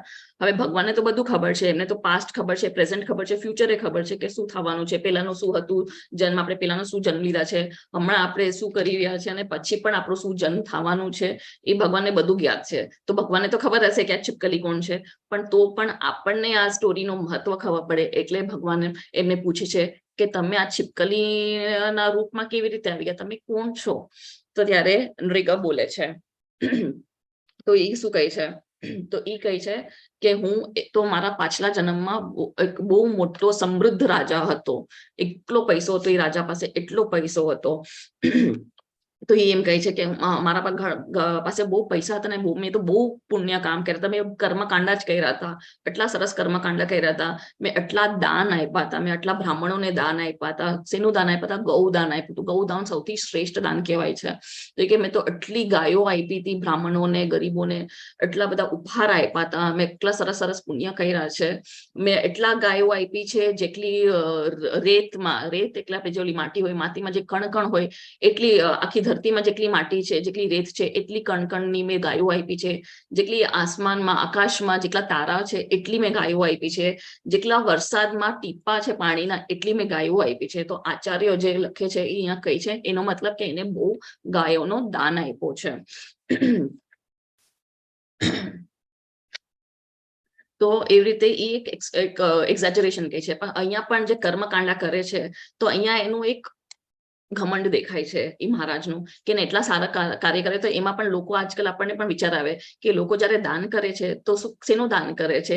એ જેન્યુનલી દાન કરે છે કે એનું અહંકારમાં એ દાન કરે છે, કે અહંકારને હજી દાન આપે છે, એના અહંકારને દાન આપે છે કે આપણે કે ને મેં તો આટલો બધો દાન કર્યો, મેં તો આટલો બધો દાન કર્યો, તો સોશિયલ સ્ટેટસમાં માટે લોકો કહે છે કે મને પુણ્ય મળશે એના માટે. તો એને તો એકચ્યુઅલી સ્વર્ગ જોતું હતું, એટલા માટે એને દાન કર્યું કે મને સ્વર્ગ મળશે, મને ભૌતિક, મને વધારે સમૃદ્ધિ મળશે, મને વધારે મારા બધા ઇન્દ્રિયોના જે તૃપ્તિ છે એ બધા મને પ્લેઝર્સ મળશે, મટીરિયલ પ્લેઝર્સ, પોઝેશન્સ વધારે મળશે, હું વધારે સમૃદ્ધ થાય, બધા બ્રાહ્મણનો આશીર્વાદ મળશે મને, અને ભૌતિક ચીજોનો હું વધારે એન્જોય કરી શકીશ, એના માટે એને દાન કર્યું છે. તો એટલે એને જરા ગર્વ આવી જાય છે, એ ઘમંડ આવી જાય છે. તો હવે આ દાનમાં શું થાય છે? તો દાનમાં એ જયારે એક બ્રાહ્મણ આવે છે તો અને એ બધી ગાયો કેવી રીતે દાન આપે છે? હરેક ગાયોની જે સિંગ હોય છે એ સોનાની હોય છે, સોના ચડાવેલી હોય છે. જે ગાયના જે પગલા હોય છે એ ચાંદીના બનાવેલા હોય છે, ચાંદી એમાં ચડાવેલી હોય છે. પછી જે હાર હોય છે, હીરા મોતી બધા રત્નોથી સંઘારેલી એકદમ સંઘરે છે એવી બધા હાર હોય છે. અને જે વસ્ત્રો હોય છે એ પણ બધા સિલ્કના કપડા, એકદમ ભારી વસ્ત્રો પહેરાવે છે હરેક ગાયને. અને એવી તો હજારો ગાય એક બ્રાહ્મણને આપે છે. અને એવા તો કેટલા બ્રાહ્મણને રોજ દાન આપે છે. તો એટલા એ સમૃદ્ધ રાજા હતા નૃગા. તો એકવાર એક બ્રાહ્મણ આવે છે તો એ એમને હજારો ગાય આપે છે. આવી રીતે જ બધી તૈયાર કરીને સજાવેલી આપે છે. પણ એમાંથી શું થાય છે? એક ગાય જે હોય છે એ બ્રાહ્મણને જે દાન આપી દીધી છે બ્રાહ્મણને, એમાંથી એક ગાય એ ઝુંડમાંથી નીકળીને પાછી નૃગા મહારાજની જે ગૌશાળા હોય છે એમાં પાછી વહી જાય છે. તો પણ મહારાજને ખબર નથી, કોઈને ખબર નથી પડતી. એ એવી રીતે સટકી જાય છે એક ગાય. હરે કૃષ્ણ. કોઈકનો ચેટ આવ્યો છે. આવું કોઈ શાસ્ત્રમાં નથી લખતું. હરિ બોલો. અચ્છા, માનવ સેવા. ઓકે, હરિ બોલ. થેન્ક યુ માતાજી. તો આવી બધી ગાય એમાંથી એક ગાય કોઈને ખબર પડ્યા વગર પાછી આવી જાય છે ઝુંડમાં. પછી બીજા બ્રાહ્મણ આવે છે. જ્યારે બીજા બ્રાહ્મણ આવે છે તો પાછી હજારો ગાય એ રાજા એમને આપે છે. તો ત્યારે જે પાછી આવી ગઈ હતી ગાય પેલા બ્રાહ્મણની, એ આ બીજા બ્રાહ્મણ પાસે વહી જાય છે. અને પેલા બ્રાહ્મણ પાછા આવી જાય છે. એ કહે છે તે તો બહુ મોટો પાપ કર્યો. એ કઈ નિગાને વઢે છે અને ખીજાય છે, તે એટલો મોટો ઘોર પાપ કર્યો છે. તે જે મને દાન આપ્યું તું તે ઈ પાછી એમાંથી એક ગાય તે પાછી લઈ લીધી અને તે બીજાને દાન આપી છે. તો આ તો બહુ મોટો પાપ કહેવાય કે જે એકવાર તમે બ્રાહ્મણને દાન આપી દો, એ દાન તમે પાછો લઈ ના શકો અને તમે ઈ દાન પાછું બીજાને કરી ના શકો. તો એ કે ત્યાં બહુ મોટો પાપ કર્યો. તો હવે ઓલો જે રાજા નૃગા છે એ આવી જાય છે એ ટેન્શનમાં કે ભાઈ મેં તો ભૂલ કરી, જો આનું આ સોલ્યુશન નહીં કરું તો હું ફસાવાનો છું, મને હવે કંઈક ટેન્શન આવવાનું છે, કંઈક વધારે ખરાબ થઈ જવાનું છે. તો એ જાય છે પાછા બીજા બ્રાહ્મણ પાસે. એ એમને રિક્વેસ્ટ કરે છે કે હું છે ને તમને 1000 ગાય આપું છું એક્સ્ટ્રા, પણ તમે જો એક ગાય આવી ગઈ છે ને પેલા બ્રાહ્મણની હતી, તમે મને પાછી આપી દો પ્લીઝ. એ એવી રીતે કહે છે. બીજા બ્રાહ્મણ કહે છે ના, તે મને દાન આપ્યું છે, એકવાર તે મને દાન આપ્યું તું પાછું લઈ ના શકે, કારણ કે એકવાર બ્રાહ્મણને દાન આપે છે તો આપણે પાછા લઈ ના શકે. એ ના પાડે છે કે હું ના આપી શકું, તે તો મને દાન કરી નાખી છે, આ તો મારી થઈ ગઈ. હવે તો એ હવે પાછા અસમંજસમાં કે હવે હું શું કરું, તો એ પાછા પેલા બ્રાહ્મણ પાસે રહે છે કે હવે હું તમને 1 લાખ ગાય વધારે આપી દઉં છું, તમે ઈ રાખી લો, ઓલી ગાયને ભૂલી જાઓ. એ હવે સેકન્ડ બ્રાહ્મણ પાસે વહી ગયા, હવે એના હશે રહેવા દો, હું તમને 1 લાખ ગાય વધારે આપું છું. બ્રાહ્મણ કહે છે ના, કારણ કે કેમ, તો અહીંયા આચાર્યો કહે છે કે જ્યારે બ્રાહ્મણ એક દાન લઈ લે છે તો એમનો પ્રણ હોય છે કે જેટલું દાન એમને મળ્યું છે એમાં સંતુષ્ટ રહેવાનું છે, એનાથી વધારે દાન પાછું લેવાશે નહીં. એ શાસ્ત્રમાં લખ્યું છે. તો એ બ્રાહ્મણ એવી રીતે ફોલો કરે છે. તો એમને કીધું કે ના, એકવાર તે મને દાન આપ્યું, મેં લઈ લીધું, એ મારું થઈ ગયું. અને બ્રાહ્મણને જે એકવાર દાન આપ્યું, એ બ્રાહ્મણની પ્રોપર્ટી એ એટલી પવિત્ર હોય છે કે તમે એનું કઈ નુકસાન ના કરી શકો, તમે પાછું ના લઈ શકો, યા એનું પાછું ટ્રેડિંગ ના કરી શકો. ભલે ભૂલથી થઈ ગયું હોય પણ એવું ભૂલ પણ ના કરી શકો. તો એ કર્મકાંડમાં એ છે કે એક ભૂલ થાય ને એટલે તમે એટલી મોટી પતીલાની ખીર બનાવી હોય, 100 લોકો માટે ખીર બનાવી હોય, એમાં ખાલી 1 મુઠ્ઠી રેત વહી ગઈ, એ ખીર નો ફાયદો શું? કોઈ ખીર ખાશે? તમારી એટલી મહેનત ગઈ, તમારું આટલું દૂધ ગયું, તમારી એટલી સાકર ગઈ, આટલો ગેસ તમે બાળ્યો, એટલી તમારે 2-3 કલાક એમાં વયા ગયા, તમે પસીના આખું બહાવ્યું, તમારે આખી એનર્જી એમાં વહી ગઈ, પણ ફાયદો શું થયો? તમે આટલું સરસ ખીર બનાવ્યું પણ ફાયદો શું? કાંઈ જ નહીં. 1 સેકન્ડની ભૂલમાં, ભલે તમે જાણી જોઈને એ રીતના નાખ્યું, ભૂલથી આવી ગઈ હોય, ફાયદો શું? આખું નુકસાન થઈ ગયું. એ આવી રીતે આટલું કર્મકાંડ કર્યું, આટલું પુણ્ય કામ કર્યું, આટલું નાની ચૂક થઈ ગઈ, ફાયદો શું? તો બ્રાહ્મણ પછી ઓલા બ્રાહ્મણે કીધું કે ના, હું પાછું એકવાર હવે તે મને દાન આપી દીધું, એ સંતુષ્ટ થઈ ગયું, હવે એનાથી વધારે હું દાન લઈ ના શકું, મને પાછી મારી જે પ્રોપર્ટી હતી, જે મારી તે આપેલી છે, એ મને પાછી જોઈએ. હવે તો રાજા એકદમ ડિપ્રેશનમાં કે હવે તો મારાથી કઈ થશે નહીં, કારણ કે હવે આ 2 બ્રાહ્મણ માની નથી રહ્યા અને મારાથી ભૂલ હવે થઈ ગઈ છે, તો હવે હું કઈ કરી ના શકું. અને એ બ્રાહ્મણ, પેલા બ્રાહ્મણ કહે છે કે જો તે મારી ગાય પાછી નથી આપી તો હું તને શ્રાપ આપીશ. તો હવે તો ટેન્શનમાં જ વયા ગયા રાજા, અને આ 2 બ્રાહ્મણ બાજતા હતા કે આ મારી ગાય છે, મારી ગાય છે. અને પછી આવી રીતે શ્રાપ મળે છે અને નૃગા મહારાજની મૃત્યુ થાય છે. તો મૃત્યુ થાય છે તો ક્યાં જાય છે? યમરાજ પાસે જાય છે. તો યમરાજ પાસે કેમ જાય છે? એને તો આટલું બધું દાન ધર્મ બધું કર્યું છે, આપણે તો જોઈએ છે કે આટલું આપણે દાન કરે આપણને પુણ્ય મળે, આપણે તો સ્વર્ગ જવું પડે. તો યમરાજ કહે છે કે તે આટલા સરસ કામ કર્યા છે, તે આટલું દાન આપ્યું છે, ગાયોને દાન આપ્યું છે, ગાયોનું દાન આપ્યું છે, બ્રાહ્મણોને દાન આપ્યું છે, ગરીબોનું તે ઉદ્ધાર કર્યું છે, ઉદ્ધાર આપ્યા છે, પણ તારી એક મિસ્ટેક થઈ ગઈ એટલે તું યમલોક આવ્યો છે. તો આપણે વિચારીએ કે આપણે આપણા લાઈફમાં કેટલી ભૂલો કરી છે, કેટલા પાપ કર્યા છે. આપણને એક મચ્છરે માર્યો હશે, માખીએ મારી હશે, તો એટલા પાપ કર્યા છે. તો આપણે તો યમલોક તો જવાના જ છે. પણ ડરાવતી નથી હું, પણ આ તો સત્ય છે. તો યમરાજ કહે છે કે હવે તારી એક ભૂલ માટે તારે યાતના તો સહન કરવાની છે. તો પેલા તારે સ્વર્ગ જવું છે, કારણ કે તે પુણ્ય પણ બહુ બધા કર્યા છે, તો તારે સ્વર્ગમાં પણ તું બહુ વાર સુધી રહેવાનો છો, તું બહુ જલસા કરી સ્વર્ગમાં, પણ તારે યાતના સહન કરવા માટે આવવું તો પડશે, યાતના તો સહન કરવી પડશે. તો તું બોલ, તારે યાતના સહન કરવી છે કે તારે સ્વર્ગલોકમાં જવું છે?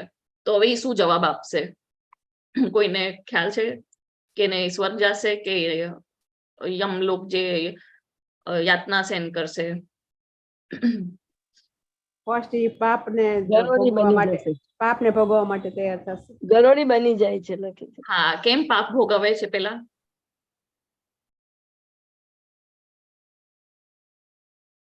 એનો જવાબ છે કેમ પાપ પેલા ભોગવશે. આ Okay. ભોગવશે તો એને પછી તો સ્વર્ગ જ છે ને. હરી બોલ, થેન્ક યુ માતાજી, હરી બોલ. યસ, તો અગર એ પેલા સ્વર્ગ જશે તો એને ખબર છે કે મારે પાછું પાપ ભોગવતો આવવાનું છે, તો હું થોડી એન્જોય કરી શકીશ, હું ટેન્શનમાં જઈશ ક્યારે અમારા ખતમ છે ને મારે પાપ ભોગવવું પડશે. તો એ ટેન્શનમાં તમે એન્જોય પણ નહીં કરી શકો, તમે એનો આનંદ પણ નહીં લઈ શકો. તો એટલે એ કહે છે તો પેલા હું જેટલી યાતના છે એ ભોગવી લઈશ, પછી તો હું ટેન્શન ફ્રી સ્વર્ગમાં હું આનંદિત રહીશ. એટલે એ કહે છે કે ના, મારે પેલા યાતના સહન કરવી છે. તો કેટલા પછી તરત આ छिपकली बनी जाए छे। तो आपणे पण हमણાં વિચારવાનું છે કે આપણે પણ એક छिपकली છે અત્યારના ભૌતિક જગતમાં, જે આપણે વેઇટ કરે છે કે આપણું ક્યારે ઉદ્ધાર થાય, અને આપણા ઉદ્ધાર કરવા માટે આટલા બધા વૈષ્ણવ આવે છે, દરવાજા ખટખટાવે છે, ભગવદ ગીતા આપે છે, ભાગવતમ આપે છે, પણ તો પણ આપણે એક માળા નથી ગણી શકતા. તો આપણે હવે આ સ્ટોરીમાંથી એ વિચારવાનું છે કે આપણે જ્યારે ભગવાનનું નામ લઈશું, ભગવાનનું સ્મરણ કરશું, ભગવાનના કાર્યનું ભગવાનને કાર્યમાં ઇન્ક્લુડ કરશું, કે ભગવાન જે પણ કાર્ય કરે છે એમાં ભગવાનને ઇન્ક્લુડ કરશું, તો ત્યારે આપણે મુક્ત થાય છે. નહીતર આવા કર્મકાંડ કરતા રહીશું તો એક ભૂલ અને આપણે યમલોક. તો આનો અર્થ એ છે કે કર્મકાંડ કરતા ભક્તિમાં કર્મ કરવાનું એ શ્રેષ્ઠ છે. તો આ આખા સ્ટોરીની એ વ્યાખ્યા હતી. યાતના. હરિ બોલ. હરે કૃષ્ણ માતાજી. Thank you. Just a moment, મને પોતાને બેકગ્રાઉન્ડમાં અવાજ આવે છે, હું જરાક બંધ કરી નાઉં. એક સેકન્ડ.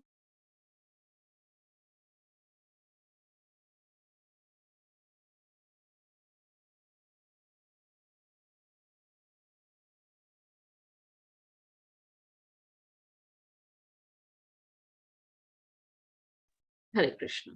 હા, તો હવે અહીંયા જોઈએ આપણે કે સંન્યાસનો અર્થ શું છે અહીંયા. તો આ એક શ્લોક છે ભક્તિ રસામૃત સિંધુ. આ એક નેક્ટર ઓફ ડિવોશન કરીને બુક છે. બહુ સરસ બુક છે. આમાં કેવી રીતે ભક્તોએ રહેવું જોઈએ, આખું એમની ઇન્સ્ટ્રક્શન્સ છે. તો જયારે આપણે લેવલ 1 પૂરું કરે છે, લેવલ 2 ચાલુ કરે છે, તો લેવલ 2 માં બધી બુક્સ કવર થાય છે. તો આમાં લખ્યું છે પ્રપૈચક્તય બુદ્ધિયા હરિ સંબંધી વસ્તુનો મુમુખનું બિહુ પરિત્યાગો વૈરાગ્ય ફલ્ગુ કથ્યતે. હરે કૃષ્ણનો અનુવાદ લઈ લેજો. યસ, કોણ હાથ ઉપર હતો? ભક્તિ મેળવવા માટે આતુર વ્યક્તિઓ પરમ પુરુષ ભગવાનને લગતી વસ્તુઓનો ત્યાગ કરે છે અને તેમને ભૌતિક માની લે છે, ત્યારે તેમનો ત્યાગ અપૂર્ણ કહેવાય છે. હરે કૃષ્ણ. થેન્ક યુ માતાજી. તો અહીંયા કહે છે કે જ્યારે આપણે ખાલી વસ્તુનો ત્યાગ કરે છે, પણ ભગવાનના રિલેટેડ પણ આપણે ખાલી વસ્તુનો ત્યાગ કરી નાખે છે એમ વિચારીને કે આ તો ભૌતિક છે, તો એ અધૂરી છે, એ ત્યાગ ફલ્ગુ કહેવાય છે. તો હવે અહીંયા હું તમને કહીશ ફલ્ગુ અને યુક્ત વૈરાગ્ય શું. ફલ્ગુ વૈરાગ્ય એટલે આપણે વિચારે કે આ બધી ચીજો આપણે કરવી ના જોઈએ. હવે કહે છે કે સંન્યાસી હોય, પ્રભુપાદ સંન્યાસી હતા, તો સંન્યાસીએ તો વિહાર ના કરવો જોઈએ, પગેથી વિહાર કરવાનો હોય છે. કઈ ટ્રેન, પ્લેન, બસ માં ને ગાડીમાં ના ફરી શકે. આ સંન્યાસીનો નિયમ છે. પણ એ ખોટો ત્યાગ કહેવાય છે, એ ફલ્ગુ ત્યાગ કહેવાય છે. અગર તમે ખાલી વિહાર કરો છો પણ તમે કઈ ભગવાનનું નામનો પ્રચાર નથી કરતા, તો એ ફલ્ગુ કહેવાય છે. ખાલી ખોટે ખોટે તમે ત્યાગ કરી નાખો છો કર્મોનો અને બેસી જાઓ છો એક કોર્નરમાં, તો એ ફલ્ગુ કહેવાય છે. પણ તમે જે બધી ચીજો, જે ભૌતિક ચીજો છે, એ ભગવાનના રિલેટેડ તમે યુઝ કરો છો. હવે હું મોબાઈલ છે, આ મારું લેપટોપ છે, હું ભગવાનના કાર્ય માટે યુઝ કરું છું. હું અગર ગાડીમાં જાઉં છું, હું પ્લેનમાં જાઉં છું, કે હું બસમાં જાઉં છું, ટ્રેનમાં જાઉં છું, પણ હું ભગવાનનો પ્રચાર કરવા જાઉં છું, ભગવાનને ધામમાં જાઉં છું, ભગવાનની સેવાના કાર્ય માટે હું જાઉં છું, તો એને યુક્ત વૈરાગ્ય, સોરી, હરે કૃષ્ણ, તો એને યુક્ત વૈરાગ્ય કહેવાય છે. તો આજે પ્રભુપાદ અગર ટ્રેનમાં જાય છે, પ્લેનમાં જાય છે, હોટલમાં પણ રહી છે, કે ક્યાંય પણ રહેતા હતા, તો શેના માટે? એ કૃષ્ણનું નામનું પ્રચાર કરવા માટે, એમનું જ્ઞાન જ બધાને આપવા માટે કરતા હતા. તો એ યુક્ત વૈરાગ્ય, કારણ કે બધી ચીજોમાં જે પણ એમને કરી છે કૃષ્ણ માટે કરી છે, કૃષ્ણનું નામ ફેલાવવા માટે કરી છે. તો એ યુક્ત વૈરાગ્ય કહેવાય. પણ ખાલી બેસીને છોડો ઘર બહાર, ચલો હરિદ્વાર ને હું બેસી જાઉં, ભલે પછી મને ભગવાનની ભક્તિ ના કરું ને એમ કહું કે ભગવાનના કાર્ય માટે સારું નથી, આવી રીતે આ બધું હું યુઝ ના કરી શકું, તો એને ફલ્ગુ વૈરાગ્ય કહેવાય છે, અને એ અધૂરું હોય છે. તો હવે જોઈએ કે હવે કર્મયોગ કે કર્મ સંન્યાસ, હવે આમાંથી કયું શ્રેષ્ઠ છે? જ્ઞેયસ નિત્ય સંન્યાસી યો ન દ્વેષ્ટિ ન કાંક્ષતિ નિર્દ્વંદ્વો હિ મહાબાહો સુખમ બંધાત પ્રમુચ્યતે. યસ. હરે કૃષ્ણ માતાજી. જે મનુષ્ય ન તો કર્મફળનો તિરસ્કાર કરે છે અને ન કર્મફળની ઈચ્છા રાખે છે, તેને નિત્ય સંન્યાસી જાણવો જોઈએ. હે મહાબાહુ અર્જુન, આવો મનુષ્ય સર્વ દ્વંદ્વોથી રહિત થઈને ભૌતિક બંધનને સહજમાં પાર કરીને સંપૂર્ણપણે મુક્ત થઈ જાય છે. હરે કૃષ્ણ. હરે કૃષ્ણ. તો અહીંયા ભગવાન શું કહે છે કે જેને કોઈ દ્વેષ નથી, કે કોઈની જે ઈચ્છા નથી, કેની ઈચ્છા નથી? ફલની ઈચ્છા નથી, પણ એ કાર્ય કરે છે, પણ એને ફલની ઈચ્છા નથી, ના દ્વેષ છે કે ના અટેચમેન્ટ છે, તો એ ઉમે મુક્ત છે. જે આપણે કાર્ય કરે છે પણ આપણે ફલની ઈચ્છા નથી રાખતા, અને આપણે કઈ અટેચમેન્ટ નથી ફલથી, પણ તો એ એવા વ્યક્તિ શું કહેવાય છે? એ મુક્ત હોય છે અને એ કર્મના બંધનમાં આવતા નથી. એ એક આવી રીતે ભગવાન એને કહે છે અર્જુનને.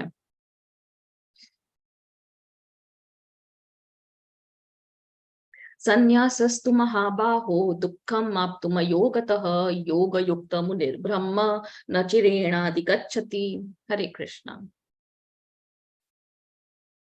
યસ, પાયલ માતાજી. હરે કૃષ્ણ. હરે કૃષ્ણ. ભગવદ ભક્તિમાં જોડાયા વિના કેવળ સમગ્ર કર્મોનો પરિત્યાગ કરવા માત્રથી કોઈ મનુષ્ય સુખી થઈ શકતો નથી, પરંતુ ભક્તિમય સેવામાં પરોવાયેલા વિચારશીલ મનુષ્ય પરમેશ્વરને તરત જ પ્રાપ્ત કરે છે. હરે કૃષ્ણ. હરે કૃષ્ણ, હરિ બોલ. થેન્ક યુ માતા. તો અહીંયા કહે છે, જો અહીંયા એક ફોટો આપ્યો છે, તો આ એક બાબા મુનિ જે છે, એક સંન્યાસી છે, એ બધું ત્યાગ કરીને વયા ગયા છે હિમાલય પર્વત ઉપર, કે કાશી, મથુરા, વૃંદાવન, સોરી હરિદ્વાર, કે એવી રીતે વયા જાય છે, પણ ભગવાનનું નામ લેતા નથી. પણ તો એનું શું થાય છે? એને ભગવાન મળે છે? ના. પણ જે ભગવાનનું કાર્ય કરે છે, જેમ આવી રીતે ડિવોટીઝ દેખાય છે ઇસ્કોનના, બધા ફોરેનર્સ છે, જો કેવા ધોતી કપડા પહેરીને, બધા વૈદિક કપડા પહેરીને, ગળામાં કંઠી માળા, તિલક લગાડીને, ગળામાં આપણી જાપ માળાની બેગ લઈને, અને બસ હરે કૃષ્ણ કૃષ્ણ કૃષ્ણ હરે હરે, હરે રામ રામ રામ સંકીર્તન. આ સંકીર્તનનું મહત્વ શું છે? કેમ આવી રીતે આ લોકો સંકીર્તન કરે છે રસ્તા ઉપર? બધાને લાગે કે આ તો ડિસ્ટર્બ કરે છે, પણ જે સંકીર્તનનું ઇમ્પોર્ટન્સ છે, સિગ્નિફિકન્સ છે, કે જયારે તમે હરે કૃષ્ણ મહામંત્ર બોલો છો તો તમે તો શુદ્ધ થાવ છો, પણ જે સાંભળે છે, ભલે આપણે ઘરમાં પણ એક કીડી મકોડી પણ હશે ને, એનું પણ ઉદ્ધાર થશે, કારણ કે હરે કૃષ્ણનો મહામંત્ર એને પણ સંભળાય છે. તો આપણે જયારે રસ્તા ઉપર જાય છે તો બીજા લોકોને પણ સુકૃતિ મળે છે, જે ઝાડ હોય છે, કે જે પશુ હોય છે, જે પક્ષી છે, એને પણ સંભળાય છે, એ લોકો પણ ઉદ્ધાર થાય છે, એ લોકોને પણ સુકૃતિ મળે છે. ઝારખંડની જંગલોમાં જયારે ચૈતન્ય મહાપ્રભુ હરિ કૃષ્ણનું મહામંત્ર કરીને જઈ રહ્યા હતા, વિહાર કરી રહ્યા હતા, તો ત્યારે જેટલા પણ પ્રાણીઓ હતા, જંગલી પ્રાણીઓ, જે વાઘ હોય, સિંહ હોય, પછી ભલે હિરણ પણ હોય ને, એક સસલો હોય ને, બધા પક્ષીઓ બધા એકજૂટ થઈને એ લોકોના મોઢામાંથી પણ હરે કૃષ્ણ મહામંત્ર નીકળીને એ લોકો પણ નાચી નાચીને ચૈતન્ય મહાપ્રભુના પાછળ પાછળ નાચી ડોલી રહ્યા હતા. એ લખેલું છે ચૈતન્ય ચરિતામૃતમાં પણ લખેલું છે. તમે જયારે વાંચશો તો આપણે આ કથા આપણે પોતે નથી લખી, આ બધું શાસ્ત્રમાં આવેલું છે. પણ એ ચૈતન્ય મહાપ્રભુ પોતે સ્વયં ભગવાન હતા. આપણે અગર જંગલમાં જઈને આવી રીતે કરશું તો આપણને એક સિંહ આવશે ને આપણને ખાઈ જશે, કારણ કે આપણે એટલા શુદ્ધ નથી.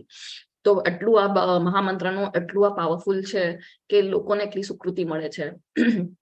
તો આપણે જેમ કહે છે કે આ તો આ લોકો બધા ડિસ્ટર્બન્સ કોને લાગે? જે આસુરિક પ્રવૃત્તિનો એ લોકોને આ બધું ડિસ્ટર્બન્સ લાગે, પણ એકચ્યુઅલી આપણે પણ શુદ્ધ થાય છે, સામેવાળાને પણ સુકૃતિ મળે છે, આખા ગામને સુકૃતિ મળે છે. ભલે ઝાડ હોય, કીડી હોય, એક પશુ હોય કે પક્ષી હોય, બધાને સુકૃતિ મળે છે આ નામથી. તો આવી રીતે આપણને ભગવાનની પ્રાપ્તિ થાય છે જયારે આપણે ભગવાનને યાદ કરે છે. મેઇન શું છે? કૃષ્ણના આપણી ચેતનાનો ઉદ્ધાર ક્યારે કરે છે? જયારે આપણે કૃષ્ણને સ્મરણ કરે છે. આમાંથી સૌથી મોટો ભગવદ્ ગીતાનો ટેક શું છે? કે આપણે હંમેશા સદૈવ કૃષ્ણને યાદ કરવાના છે. આપણે કહે છે કે હવે મને ખબર છે કે આપણે જયારે 8th ચેપ્ટર જોશું, એમાં લખેલું છે કે અંતકાલેમાં જયારે ભગવાનને જે યાદ કરે છે, ભગવાનના ધામે પહોંચે છે. અંતકાલેમાં આપણને એટલી પીડા ભોગવવાની છે કે આપણને ખબર નહીં પડે કે આપણને એક હમણાં સોય ભોગશું, આપણને ભગવાન જ યાદ નહીં આવે. તો આપણને ભગવાન ક્યારે યાદ આવશે? જયારે આપણને અભ્યાસ હશે, જયારે આપણને પ્રેક્ટિસ હશે. પ્રેક્ટિસ ક્યારે હશે? જયારે આપણે સતતમ કીર્તન કરતા રહીશું, સતતમ આપણે નામ લેતા રહીશું ભગવાનનું, તો ત્યારે આપણને ભગવાન યાદ આવવાના છે છેલ્લી ઘડીએ. નહીં તો ભગવાન યાદ આવશે નહીં, કારણ કે ભગવાન જ આપણને સ્મૃતિ આપે છે, ભગવાન જ આપણને ભૂલવાની શક્તિ આપે છે. યોગયુક્ત વિશુદ્ધાત્મા વિજિતાત્મા જીતેન્દ્રિય સર્વભૂતાત્મા ભૂતાત્મા કુર્વન્નપી ન લિપ્યતે. હરે કૃષ્ણ. યસ, કોણ છે? યસ, પ્રીતિ માતાજી. હરે કૃષ્ણ. જે મનુષ્ય ભક્તિ ભાવે કર્મ કરે છે, જે વિશુદ્ધ આત્મા છે અને જે પોતાના મન તથા ઇન્દ્રિયોને વશમાં રાખી શકે છે, તે સૌને પ્રિય હોય છે અને બધા જીવો તેને પ્રિય હોય છે. એવો મનુષ્ય હંમેશા કાર્યરત રહેતો હોવા છતાં કદાપી લિપ્ત થતો નથી. જય માતા. હરે કૃષ્ણ. હરે બોલ. થેન્ક યુ માતાજી. તો અહીંયા કહે છે કે જે ભક્તિ ભાવમાં કાર્ય કરે છે એ એકદમ શુદ્ધ આત્મા હોય છે, અને એ બધાને પ્રિય હોય છે, ને એને પણ બધા પ્રિય હોય છે. અને એ એવું જે કાર્ય કરે છે એ કોઈ દિવસ મૂંઝવાતો નથી. એ હંમેશા એકદમ ફ્રી હોય છે, એકદમ મુક્ત હોય છે, અને બધાને એ પ્રિય હોય છે, ને બધાને પણ અને એને પણ બધા પ્રિય હોય છે. તો આપણે પણ એવી રીતે જ ભક્તિ ભાવમાં જયારે કાર્ય કરે છે તો આપણે પણ મુક્ત થઈ જાય છે, કારણ કે આપણને ખબર છે આ બધું કૃષ્ણ માટે કરે છે, તો આપણે પણ એકલા જ ફ્રી થઈ જાય છે માઇન્ડમાંથી. કોઈ ટેન્શન નથી, કોઈ સ્ટ્રેસ નથી. એમ નથી કે ભગવદ્ ગીતા વાંચી લેશું ને આપણે આ બધું ફોલો કરશું તો આપણે લાઈફમાં ટેન્શન કે ચેલેન્જીસ નહીં આવે. લાઈફમાં દુઃખો આવવાના જ છે, કારણ કે કેમ આ દુઃખાલયમ શાશ્વતમ છે, આ આખું દુઃખાલયમ છે. પોતે ભગવાન કહે છે આખા ભૌતિક જગત દુઃખાલયમ છે, બ્રહ્મ લોકમાં પણ દુઃખ છે, એમને પણ મૃત્યુ આવવાની છે. પણ આપણે જયારે શાસ્ત્રોનું જ્ઞાન લે છે તો આપણને ખબર છે કે આપણે ક્યાંથી આવેલા છે. આપણે શરીર નથી, આપણે આત્મા છે, આપણે ભગવાનના અંશ છે. તો આપણને ખબર છે આ તો ટેમ્પરરી દુઃખો છે, આ આપણે ટોલરેટ કરવાનું છે ને આપણે ખાલી બસ ભગવાનનું કામ કરવાનું છે. તો આપણને દુઃખ પણ દુઃખ નહીં લાગે. એવી રીતે એનો મતલબ એ છે કે આપણે ભલે કાંઈ પણ કાર્ય કરતો, ચેલેન્જીસ તો આવવાના છે, પણ આપણે જે હિંમત મળશે ફેસ કરવાની. કેમ? કારણ કે આપણને ખબર છે અંદર પરમાત્મા છે અને પરમાત્મા બધું જોઈ રહ્યા છે ને પરમાત્મા બધું સંભાળી લેશે. જ્યારે આપણે પરમાત્માને જ યાદ કરવાના છે ને એના માટે જ કાર્ય કરવાના છે. તો આપણે હંમેશા મુક્ત હોય છે, ફ્રી હોય છે. આટલું સરસ શ્લોક છે. બ્રહ્મણ્યાધાય કર્માણી સંગમ ત્યક્ત્વા કરોતિ યઃ લિપ્યતેન સ પાપેન પદ્મપત્રમિવાંભસા. યસ, મનીષા માતાજી. હરે કૃષ્ણ. હરે કૃષ્ણ. જે મનુષ્ય કર્મ ફળ પરમેશ્વરને સમર્પિત કરીને આસક્ત રહીને પોતાનું કર્તવ્ય કર્મ કરે છે, તે જેમ કમળ પત્ર જળથી અસ્પર્શ રહે છે તેમ પાપ કર્મોથી અલિપ્ત. હરે કૃષ્ણ. હરે કૃષ્ણ. Thank you. કેટલો સરસ છે આનો અનુવાદ. તમે બધા ભાવાર્થ પણ વાંચજો, ભાવાર્થ પણ બહુ ડિટેલમાં સરસ રીતે આપેલું છે. તો અહીંયા શું કહે છે, જે કર્મ આપણે અગર કરીએ છીએ વિધાઉટ આસક્તિ, કોઈ અટેચમેન્ટથી આપણે જે કર્મ કરે છે, જસ્ટ મેટર ઓફ ડ્યુટી, કે આપણે તો નિયત કર્મો છે તો કરવાના જ છે, ભગવાને તો કીધું છે. પણ આપણને ખબર છે કે આપણે અટેચમેન્ટ નથી રાખવાનું, આપણે ફળની ઈચ્છા નથી રાખવાની. પણ જે પણ ફળ છે આપણે બસ ભગવાન માટે કરીએ છીએ, કે ભગવાનને અર્પિત કરે છે. મને સક્સેસ મળે છે, ભગવાન તમારા લીધે મળે છે, હું તમને અર્પણ કરું છું. ફેલિયર મળે છે, હા એ તો મને ભગવાન આગળ વધે વધારે સારું કંઈક આપશે, આ તો મને ભગવાન એક લેસન આપે છે, મે બી મારા કંઈક પાસના કર્મ હતા કે જે મારા ખોટા થઈ ગયા હતા, એનું મને આ ખાલી ફળ મળે છે અત્યારના. એમ નથી કે એવું બધા દુઃખ મને જ કેમ મળે છે, આ સામે વાળો તો એટલો પાપી છે પણ એને તો જો સુખમાં જાઓ જલાલી છે, પણ એને કોઈ કર્મ કર્યા હશે એના પાસ્ટમાં તો હવે એ ભોગવે છે સુખ. પણ પછી જે દુઃખ જે પાપ કરે છે એની કરન્સી એની બેંકમાં જમા થાય છે, એ આગળ જઈને દુઃખ ભોગવાનો જ છે, ભલે આ લાઈફમાં નહીં કોઈ બીજા લાઈફમાં. તો એ આપણે કમ્પેરિઝન જોવાનું જ નથી. આપણે એ જોવાનું છે કે મારા અમે કર્મ, ભલે મને સક્સેસ મળે છે, ફેલિયર મળે છે, એનાથી મને કાંઈ મતલબ નથી. હું ભગવાન માટે કાર્ય કરું છું અને ભગવાનને અર્પણ કરું છું. જ્યારે આપણે એવી રીતે કરે છે તો આપણે પાપ લાગતા નથી. કેમ રીતે નથી લાગતા? તો અહીંયા એક્ઝામ્પલ આપ્યો છે. જેમ આપણે કમલનો પત્તો જોયો હશે, જે પત્ર જોયો હશે, એમાં જયારે પાણીની બૂંદ આવે છે તો એ ભીંજાતું નથી, પત્રો ભીંજાતું નથી. તો એવી રીતે જયારે આપણે ભગવાન માટે કાર્ય કરે છે, એમને બધા ફળ અર્પિત કરે છે, તો આપણને પાપ લાગતા નથી. તો એનો મતલબ એ છે આપણે પણ એકદમ અનઅટેચ હોય છે ને એકદમ મુક્ત હોય છે, ફ્રી હોય છે પાપથી.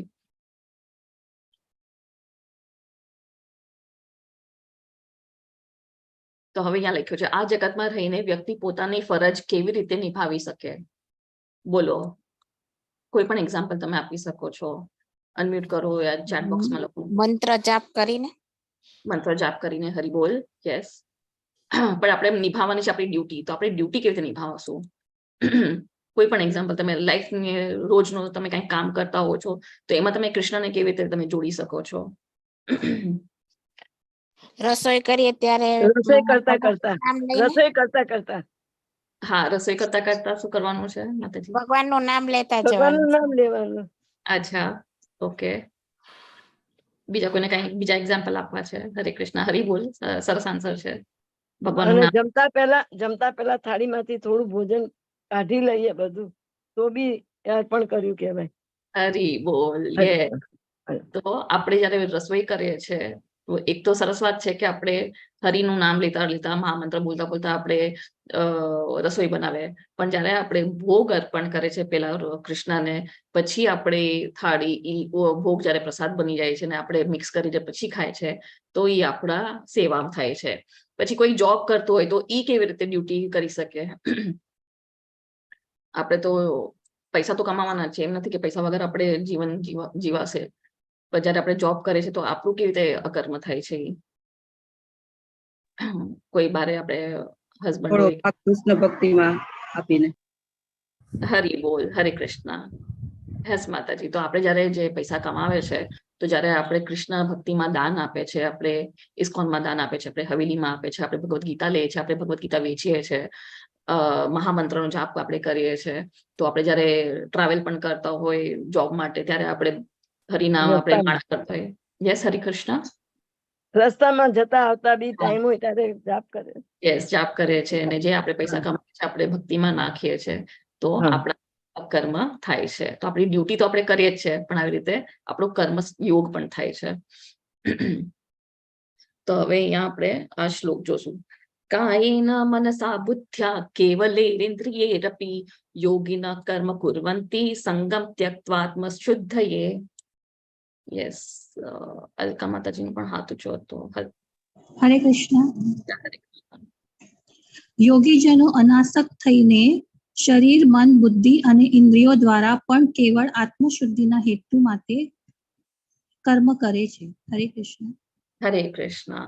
તો હવે અહીંયા કહે છે જે શરીર, મન, બુદ્ધિ અને ઇન્દ્રિયો દ્વારા પણ આત્મશુદ્ધિ હેતુ માટે કર્મ કરે છે તો એ એકદમ પ્યુરિફાય થાય છે, એને યોગી કહેવાય છે. તો હવે આપણે કેવી રીતે આપણા બોડીથી કે મનથી કે બુદ્ધિથી કે ઇન્દ્રિયોથી કેવા કાર્ય કરવાના છે? તો જ્યારે આપણે આપણી બોડી, અગર આપણે મંદિર જાય છે, મંદિરમાં સેવા આપીએ છીએ, ધામમાં જાય છે, આપણા પગ આપણે ધામ જવા માટે યુઝ કરીએ છીએ, હાથ આપણે મંદિરમાં પૂજા કરવા માટે આપણે વસ્ત્ર બનાવે છે, ભોગ બનાવીએ છીએ, તો ત્યારે આપણી બોડીની થાય છે.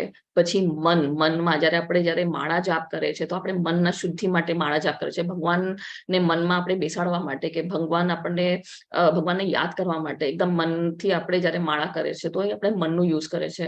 બુદ્ધિ તો બુદ્ધિ ક્યારે? જ્યારે આપણે ભગવદ્ ગીતાનું વાંચન કરીએ છીએ, આપણે ભગવદ્ ગીતા સાંભળીએ છીએ. હરે કૃષ્ણ.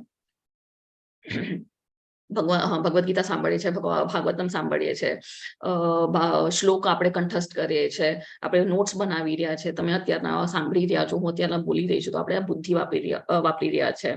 પછી આવે છે આપણી ઇન્દ્રિય. તો ઇન્દ્રિય કેવી રીતે? તો આપણે આંખોથી શું કરીએ છીએ? આપણે દર્શન લઈએ છીએ, કાનથી આપણે કીર્તન સાંભળી રહ્યા છે, મોઢાથી આપણે શ્લોક બોલી રહ્યા છે, કીર્તન બોલી રહ્યા છે, કથા બોલી રહ્યા છે, એવી રીતે. અને નાકથી આપણે જ્યારે અર્પણ કરેલી તુલસી, અર્પણ કરેલું ફૂલ જ્યારે આપણે ઉચકીને પાછું સૂંઘે છે તો આપણે આપણું નાક પણ એમાં યુઝ કરીએ છીએ. તો આપણે બધી ઇન્દ્રિયો પણ આવી રીતે ભગવાનની સેવામાં આપણે યુઝ કરીએ છીએ. તો ત્યારે આપણે પ્યુરિફાય થાય છે, અને ત્યાં એને આપણે યોગી કહેવાય છે, જે કોઈ બીજા ભૌતિક ચીજથી અટેચમેન્ટ નથી રાખતું, પણ આધ્યાત્મિક ચીજોથી, જે ભગવાનની ભક્તિમાં જ્યારે અટેચ થાય છે, આ બધી ઇન્દ્રિયો, મન, બુદ્ધિ બધું એમાં અટેચ કરે છે, તો એને યોગી કહેવાય છે. શેના માટે? પ્યોરિફિકેશન માટે, પોતાનું શુદ્ધ થવા માટે, આત્મશુદ્ધિ કરવા માટે. ઓકે, હરે કૃષ્ણ. નૈના માતાજી. શ્યોર. કેટલો ટાઈમ થયો? ઓકે. તો અહીંયા શ્રીલા પ્રભુપાદ. તો શ્રીલા પ્રભુપાદનો ક્યારનો ફોટો છે, જ્યારે પેલી વખત વેસ્ટમાં જાય છે, યુએસ જાય છે, તો ટોમ્કિન્સ પાર્ક કરીને એક જગા છે, એ તો કોઈને ઓળખતા નથી, જઈને પાર્કમાં બેસીને હરે કૃષ્ણ કૃષ્ણ કૃષ્ણ હરે હરે, હરે રામ રામ રામ હરે હરે કરતા લઈને બસ કીર્તન કરે છે, કોઈ હોતું નથી. પછી ધીરે ધીરે ધીરે ધીરે આખો પાર્ક ભરાઈ જાય છે, સેંકડો લોકો આવીને બેસી જાય છે ને, કારણ કે કીર્તનમાં એટલું પાવર છે કે લોકો જોડાઈ જાય છે. અને એવી રીતે પ્રભુપાદે બધાને ટ્રાન્સફોર્મ કર્યા છે. અને આ બધા કોણ હોય છે? બધા હિપ્પીઝ હોય છે, ડ્રગ્સ લીધેલા હોય છે, કોઈને કાંઈ ખબર જ નથી કે લાઈફનું ગોલ શું છે. તો એવા લોકોને પ્રભુપાદ વૈષ્ણવા બનાવી દે છે એક મહામંત્રથી. યુક્ત કર્મ ફલમ ત્યક્ત્વા શાંતિમ આપનોતિ નૈષ્ટિકીમ અયુક્ત કામ કારેણ ફલે શક્તો નિબધ્યતે. હરે કૃષ્ણ. હરે કૃષ્ણ માતાજી. હરે કૃષ્ણ. ભક્તિમાં સ્થિર થયેલો મનુષ્ય પરમ શાંતિ પામે છે, કારણ કે તે પોતાના સર્વ કર્મના ફળ મને અર્પિત કરે છે. પરંતુ જે મનુષ્ય ભગવાન સાથે સંલગ્ન હોતો નથી તથા જે પોતાના શ્રમના ફળનો લોભી છે તે બદ્ધ થઈ જાય છે. હરે કૃષ્ણ. હરે કૃષ્ણ. તો અહીંયા શું કહે છે? ભગવાન સ્વયં કહે છે કે જે મારી ભક્તિ કરે છે તો એને પરમ શાંતિ મળે છે. કેમ પરમ શાંતિ મળે છે? કારણ કે એ બધું એનું મને અર્પણ કરે છે. અને જે માણસ પોતાના ઇન્દ્રિયોને તૃપ્તિ માટે કામ કરે છે તો એ લોભી કહેવાય છે. હવે અહીંયા લોભી કેમ કહેવાય છે? કારણ કે આપણે પોતાની માટે બધું કરી રહ્યા છે. આ બધી ચીજો કોની છે? આ તો ભગવાને આપણને આપેલી છે. તો આપણા પાસે આપણે કઈ બનાવેલું છે, આ ઝાડ આપણે બનાવેલું છે, કે આ સૂર્યનો તેજ આપણે બનાવેલું છે, કે રેતી આપણી પાસે છે, પાણી જે જળ છે, જે નદીઓ છે, શું આપણે બનાવેલી છે? પણ આપણે બધું યુઝ કેમ આપણે પોતા માટે યુઝ કરે છે, તો આપણે શું કહેવાય છે? લોભી કહેવાય છે, આપણે ચોર કહેવાય છે. પણ જ્યારે આપણે હવે આમાં એક્ઝામ્પલ આપું કે તમે મારા ઘરે આવો ને મારા ઘરમાં જે પણ મેં વસાવેલું છે એ બધું મારી ચીજો છે, પણ તમે મને પૂછ્યા વગર બધું લઈ જાઓ તો એ તો ચોરી જ કહેવાય ને. પણ તમે મને પૂછ્યા વગર લઈ જાઓ તો ચોરી કહેવાય. તો હું તો પોલીસમાં કમ્પ્લેન કરું કે આ તો ચોરી કરી ગયા. ભલે તમે મારા સારા એકદમ એવા મિત્રો હો, પણ તમે મારા સારા મિત્રો છો તો તમે મને પૂછો કે તમારી આ વસ્તુ મને બહુ ગમી, બહુ સરસ છે, હું લઈ શકું? તો હું તો પ્રેમથી તમને સામેથી આપી દઉં કે હા, કે આ તો તમે મારા મિત્ર છો તો તમે લઈ જાઓ. તો એવી રીતે જ આ બધું ભગવાનનું જ આપેલું છે. તો આપણે ભગવાનને પૂછ્યા વગર આપણે ખાલી યુઝ કરે છે, પોતા માટે યુઝ કરે છે, તો આપણે શું છે? આપણે લોભી છે, આપણે ચોર છે. પણ આપણે કહે છે કે ભગવાન હું આ તમારું યુઝ કરું છું, હું તમને અર્પણ કરું છું, આ ફૂલ મને ફૂલ ગમે છે તો હું તમને અર્પણ કરું છું, અને પછી હું એને સૂંઘું છું. તો એટલે આપણે ભગવાનને પેલા અર્પણ કરશે, આ મને ભોજન ગમે છે પણ આ તમને પેલા અર્પણ કરું છું કે તમે પેલા ચાખો અને પછી હું પ્રસાદ લઉં છું. તો એ આપણે ભગવાનનું જ આપેલું આપણે ભગવાનને પેલા અર્પણ કરે છે અને પછી આપણે લઈએ છીએ. તો આપણે લોભી નથી કહેવાતા. એ બધું આપણે ભગવાનમાં સ્થિત થઈને આપણે બધું કામ કરે છે, ત્યારે આપણને પરમ શાંતિ મળે છે અને ત્યારે આપણે એકજૂટ થાય છે ભગવાનથી. પણ જે પોતા માટે જ કામ કરે છે એ બંધનમાં બંધાયેલું હોય છે હંમેશા.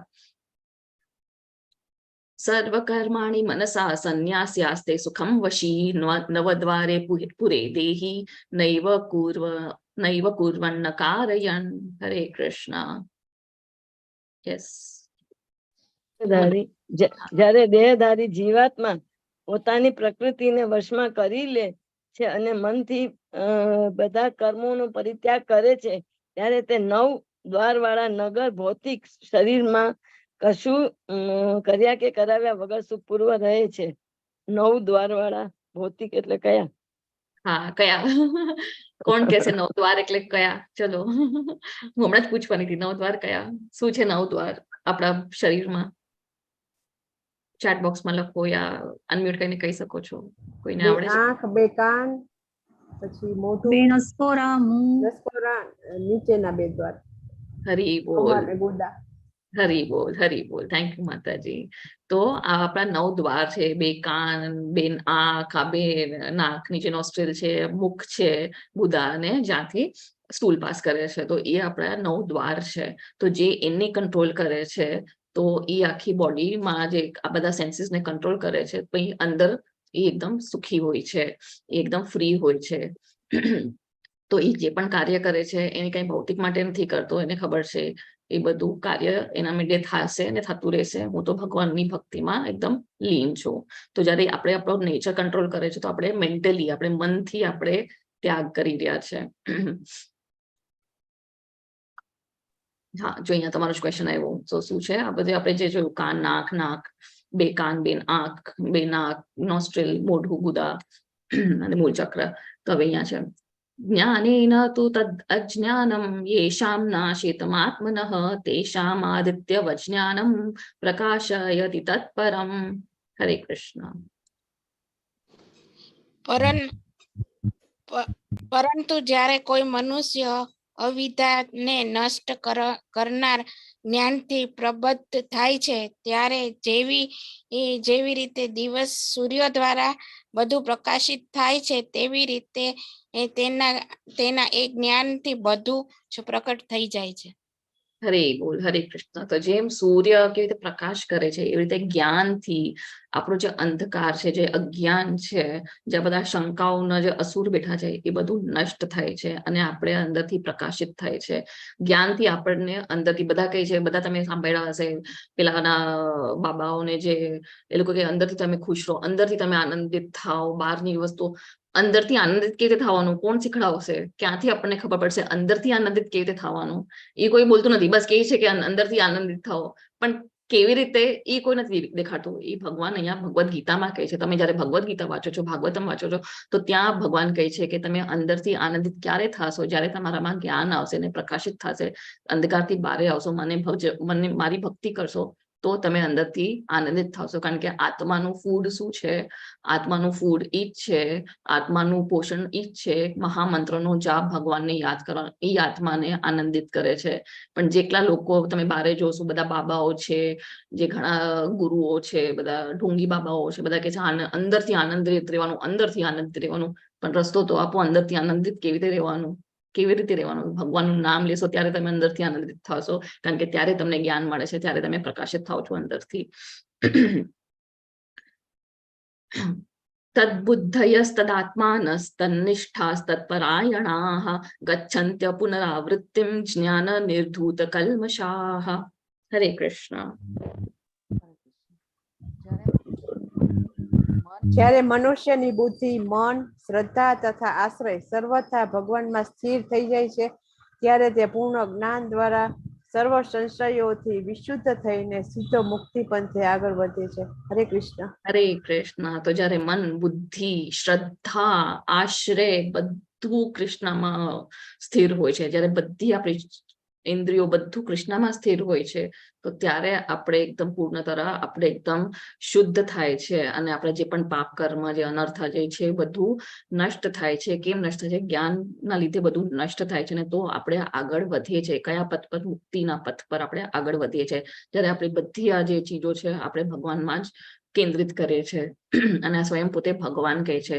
તો હવે આપણને ખબર છે અંદરથી આપણે કેવી રીતે સુખી રહીશું, અંદરથી આપણે કેવી રીતે આનંદિત રહીશું. કારણ કે આત્મા જે છે એ અંદર છે, એટલે આપણે અંદર અંદર શું છે? તો અંદર આત્મા છે. તો આત્માને આપણે કેવી રીતે સુખી કરશું? જ્યારે આપણે બધી ચીજોમાં ભગવાનને આપણે યાદ કરશું, ત્યારે આપણે અંદરથી આનંદિત થશું અને આગળ વધશું.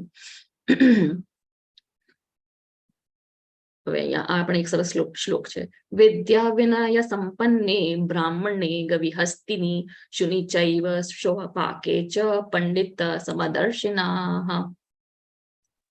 યસ પાર્વતીજી.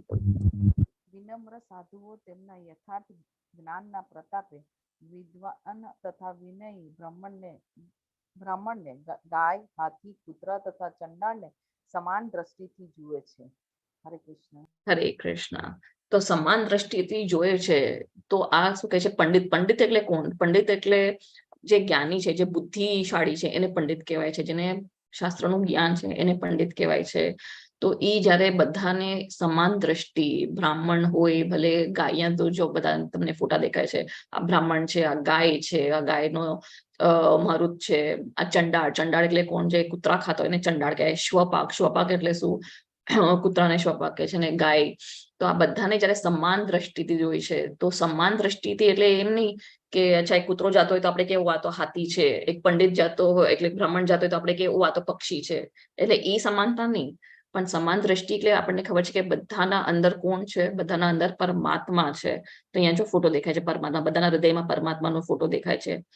તો જ્યારે બધાને, જ્યારે ઈ પંડિત, એક બુદ્ધિશાળી માણસ જ્યારે બધાને સમાન દ્રષ્ટિથી કેવી રીતે જોઈ છે? કારણ કે એને ખબર છે કે બધાના અંદર પરમાત્મા વસેલા છે, કણ કણમાં પરમાત્મા વસેલા છે. તો ત્યારે એ બધાને સમાન દ્રષ્ટિથી જોઈ છે. તો જ્યારે આપણને પણ આ જ્ઞાન મળે છે, તો ત્યારે આપણને બે વખત વિચાર આવે છે કે હવે આ મચ્છર આપણને હેરાન કરે છે, આ માખી આપણને હેરાન કરે છે, હવે આને મારવું ના જોઈએ, કારણ કે એમાં પણ પરમાત્મા વસેલા છે. જ્યારે આપણને ઈ જ્ઞાન આવી જાય છે, તો ત્યારે આપણે કોઈને નુકસાન નથી પહોંચાડતા. તો ત્યારે આપણે બુદ્ધિશાળી કહેવાય છે. તો એને કહેવાય છે કે પંડિત, જે બધાને સમાન દ્રષ્ટિથી જોઈ છે, કારણ કે એને ખબર છે કે બધાના અંદર પરમાત્મા છે, કણ કણના અંદર પરમાત્મા વસેલા છે. હા, તો અહીંયા બાહ્ય સ્પર્શેષ્વ અસક્તાત્મા વિંદત્યાત્મનિ યત સુખમ સ બ્રહ્મ યોગ યુક્તાત્મા સુખમ અક્ષયમ અશ્નુતે. હરે કૃષ્ણ. યસ પ્રીતિ માતાજી લઈ લો. આવો જીવન મુક્ત પુરુષ ભૌતિક ઇન્દ્રિય સુખ પ્રતિ આકૃષ્ટ થતો નથી, પરંતુ હર હંમેશ સમાધિમાં નિમગ્ન રહીને પોતાની અંદર જ આનંદનો અનુભવ કરે છે. એ રીતે આત્મ સાક્ષાત્કાર પામેલી પુરુષ પરબ્રહ્મમાં એકાગ્ર હોવાને કારણે અનંત સુખ ભોગવે છે. હરે કૃષ્ણ. તો કેવી રીતે અનંત સુખ ભોગવે છે જ્યારે ઈ અંદર જ એમના જ આત્મામાં ઈ એકદમ સુખ હોય છે, ઇન્ટરનલ હેપીનેસ જે બધા કહે છે, અંદરતા જેને આનંદ થાય છે. તો એ કેવી રીતે થાય છે? તો હવે અહીંયા ફોટો છે, આ કોનો ફોટો છે કોઈને ખબર છે? આ સ્ટોરી શું છે કોઈ કહી શકે છે? હરે કૃષ્ણ. કોઈને કેવી છે? કોઈને ખબર છે આ કોણ છે? હરિદાસ ઠાકોર. હરિ બોલ. હરિદાસ ઠાકોર, નામાચાર્ય હરિદાસ ઠાકોર. તો આ શું સ્ટોરી છે કોઈને ખબર છે? ઓકે, તો આ છે નામાચાર્ય હરિદાસ ઠાકોર. તો હરિદાસ ઠાકોર હતા કોણ? તો ચૈતન્ય મહાપ્રભુ જયારે આવ્યા હતા ત્યારે હરિદાસ ઠાકોર પણ હતા. તો હરિદાસ ઠાકોર એમના શિષ્ય જેવા હતા. અને હરિદાસ ઠાકોર મુસ્લિમ ફેમિલીમાં જન્મેલા હતા. અને મુસ્લિમ ફેમિલીમાં જન્મેલા હતા, પણ એ 3 લાખ નામ દિવસના લીધા હતા. હરે કૃષ્ણ મહામંત્રનું 3 લાખ વાર જાપ કરતા હતા. 3 લાખ વાર હરે કૃષ્ણ મહામંત્રનું બોલતા હતા દિવસમાં. એટલે 22 કલાક સુધી એ ખાલી જાપ માળા કરતા હતા. 22 કલાક દિવસના. અને ખાલી 2 કલાક પોતાનું જે હોય સુવા ઉઠવાનું કે ખાવા પીવાનું એ બધું એમની એક્ટિવિટી 2 કલાકમાંથી. અને 22 કલાક એ ખાલી હરિનામનું જાપ કરતા હતા. 3 લાખ નામ મહામંત્રનું નામ લેતા હતા. તો એટલે ચૈતન્ય મહાપ્રભુ એમને નામાચાર્યની પદ્ધતિ આપી કે આ નામાચાર્ય હરિદાસ ઠાકોર. તો એ જયારે એક દિવસ આવી રીતે જાપમાળા કરી રહ્યા હતા, તો બહુ લોકોને ઈર્ષા હતી એમનાથી. બહુ લોકોને ઈર્ષા હતી, કારણ કે ભક્તોથી બહુ લોકો ઈર્ષા કરે. કેમ? કારણ કે એ લોકોને કૃષ્ણથી ઈર્ષા છે. તો એક દિવસ એક માણસે એ જ ગામડામાંથી કીધું, એક બાઈને મોકલી. કોણ હતી? વૈશ્યા હતી. એ વૈશ્યાને કીધું કે જા એનું આજે તપસ્યા છે એની ભંગ કર. કારણ કે એ લોકોને હરિદાસ ઠાકોરનું નામ ખરાબ કરવું હતું. તો એટલે એ વૈશ્યાને મોકલે છે. તો એ વૈશ્યા જાય છે, એકદમ સુંદર સ્ત્રી હોય છે. એ જાય છે અને હરિદાસ ઠાકોરને કહે છે કે મને તમારાથી વાત કરવી છે. તો હરિદાસ ઠાકોર શું કહે છે કે બસ મારી આ માળા પતી જાય પછી હું તને સમય આપીશ. પણ હરિદાસ ઠાકોર તો 22 કલાક સુધી નામ જાપ કરે છે. તો ઓલી વેઇટ કરે છે, ઊભી રહી છે, બેસે છે, જોઈ છે કે હવે આવશે, હવે ધ્યાન આપશે, હવે ધ્યાન આપશે. પણ એ ધ્યાન આપતા નથી, કારણ કે એમનો તો સમયમાં વહી જાય છે. પછી કંટાળીને વહી જાય છે કે હું બીજા દિવસે આવીશ. કે હા ભલે બીજા દિવસે આવજો, હું તને ત્યારે સમય આપીશ. તો એ બીજા દિવસે આવે છે પાછી. તો પાછી હરિદાસ ઠાકોર કહે છે કે ઊભી રહે, મારી માળા થઈ જાય પછી હું તને ટાઈમ આપીશ. તો પાછી એવી રીતે દિવસ વહી જાય છે. તો એ 3-4 વખત આવે છે.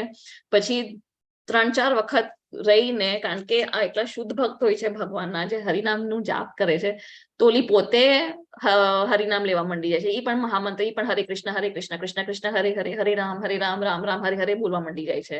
તો ભક્તોનો સંગ એટલો પાવરફુલ છે કે કોઈ પણ વ્યક્તિ, વૈશ્ય હોય કે ચંડાળ હોય કે જે, ઈ પણ ટ્રાન્સફોર્મ થઈ જાય છે. કારણ કે હરિનામનું એટલું ઈ પાવર છે. તો એ પોતે પછી હરિનામનું નામ જાપ કરવા માંડી જાય છે. અને પછી એને ખબર પડી જાય છે કે આ તો મેં બહુ મોટી ભૂલ કરી. અને એમના શરણે આવી જાય છે કે મને મારાથી મોટી ભૂલ થઈ ગઈ. મને તો તમારું તપસ્યા ભંગ કરવા માટે કીધું તું, પણ તમે તો બહુ શુદ્ધ છો ને તમને હું અશુદ્ધ નહીં કરી શકું, એટલે કે હું તમને નુકસાન નહીં પહોંચાડી શકું, તો મને માફ કરજો. તો એ આ બાઈ કોણ હતી? આ વૈશ્ય કોણ હતી? એ સ્વયં માયાદેવી હતી, જે એમની તપસ્યા ભંગ કરવા માટે આવી હતી. પણ હરિદાસ ઠાકોરની તપસ્યા ભંગ ના થઈ. કેમ? કારણ કે એ હરિના નામમાં લીન હતા, એ ભગવાનનું નામમાં લીન હતા, એ ભગવાનની ભક્તિ કરી હતા. એવા ઘણા એક્ઝામ્પલ્સ આપણે જોયા છે મહાભારતમાં, રામાયણમાં. ઘણા બધા ઋષિઓની તપસ્યા ભંગ થઈ છે. કોઈ અપ્સરા આવે છે ને એમની તપસ્યા ભંગ થાય છે. શિવ ભગવાનની તપસ્યા ભંગ થઈ હતી, કારણ કે પાર્વતી માતા, સોરી, હરે કૃષ્ણ, જયારે પાર્વતી માતા આવે છે, સેકન્ડ, હરે કૃષ્ણ, તો એક ઘણા ઋષિ મુનિઓ જે બધા તપસ્યા કરતા હોય છે, એ લોકોની જયારે કોઈ અપ્સરા આવી જાય છે, એ લોકોની તપસ્યા ત્યાં ભંગ થાય છે. કેમ? કારણ કે એ લોકો ભગવાનના એમાં લીન નથી હોતા. એ લોકો તો બ્રહ્મ જ્યોતિર કે એમાં કોન્સન્ટ્રેશન કે સિદ્ધિ પામવા માટે એ લોકો તપસ્યા કરે છે. પણ આ હરિદાસ ઠાકોર તો ભગવાનની નામમાં લીન છે. એટલે એમની માયાદેવી પોતે સ્વયં સાક્ષાત માયાદેવી આવે છે, પણ માયાદેવી પણ હારી જાય છે. તો જે ભગવાનમાં લીન હોય છે, તો માયાદેવી પણ આપણને છોડી દે છે. તો આપણે અગર જેવી ભક્તિ કરશું, ભગવાનની એકદમ શુદ્ધ મનથી ભક્તિ કરશું, જે સેવા કરશું અને નામ લેશું, તો માયા પણ આપણને અડશે નહીં. આનો મતલબ આખો અર્થ એ હતો કે આપણે પોતાના અંદર જેટલા આનંદિત થશું, કારણ કે આપણે ભગવાનનું નામ લઈ રહ્યા છે, તો માયા પણ આપણને અડશે નહીં. અને આપણને ભગવાનની પ્રાપ્તિ થશે. આપણે પરબ્રહ્મન એટલે ભગવાન. આપણે બ્રહ્મન કહેવાય, કારણ કે આપણે આત્મા છે, પણ ભગવાન પરબ્રહ્મન છે, એ સુપ્રીમ છે.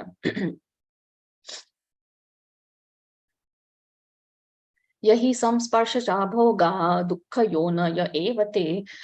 આદ્યંતવંત કૌંતેય ન તેષુ રમતે બુધઃ. હરે કૃષ્ણ. યસ, કોઈનો હાથ ઊંચો નથી આજે. મનીષા માતા.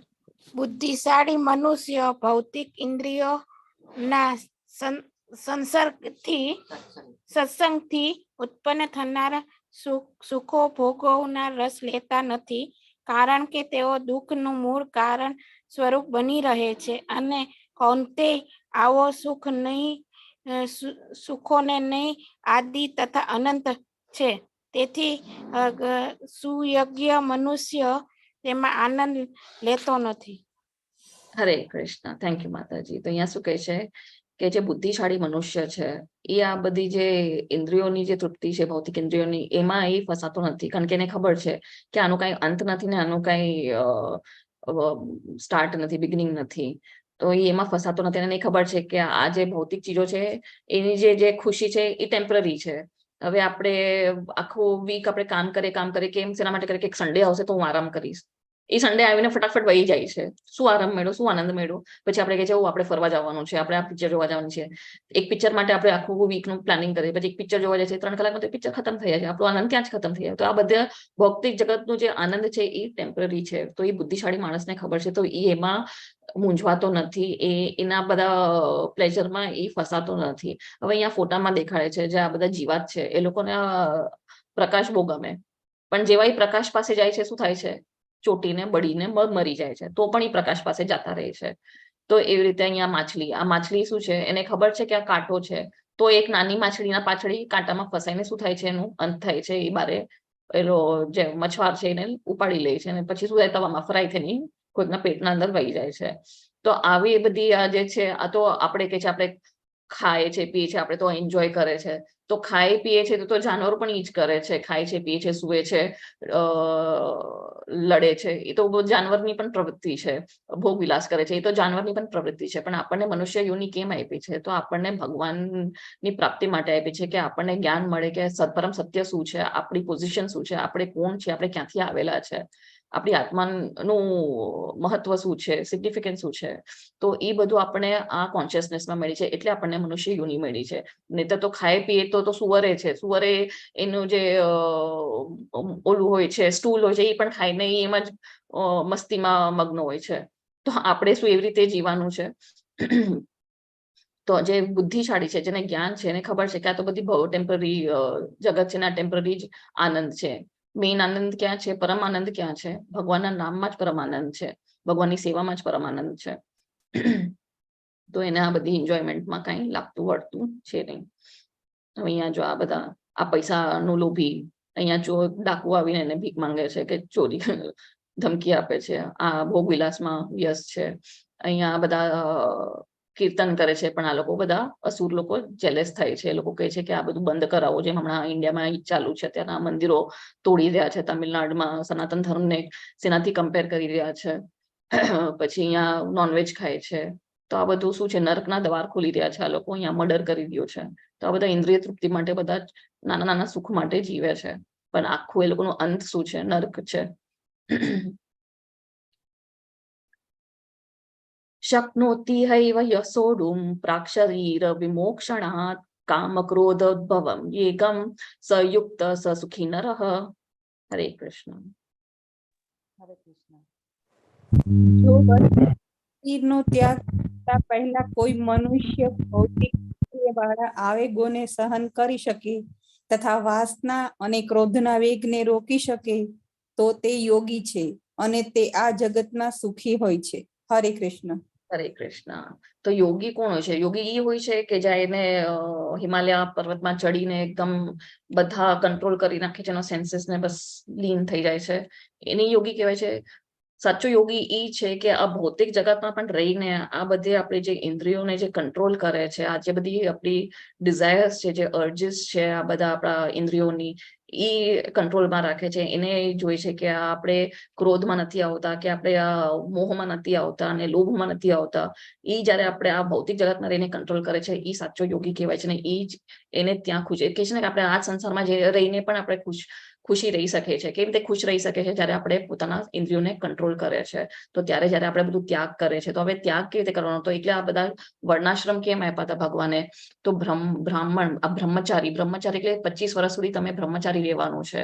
પછી જયારે તમે ગ્રહસ્થમાં પણ આવો છો તો તમારે ભોગવિલાસ માટે ગ્રસ્ત જીવનમાં નથી આવતા.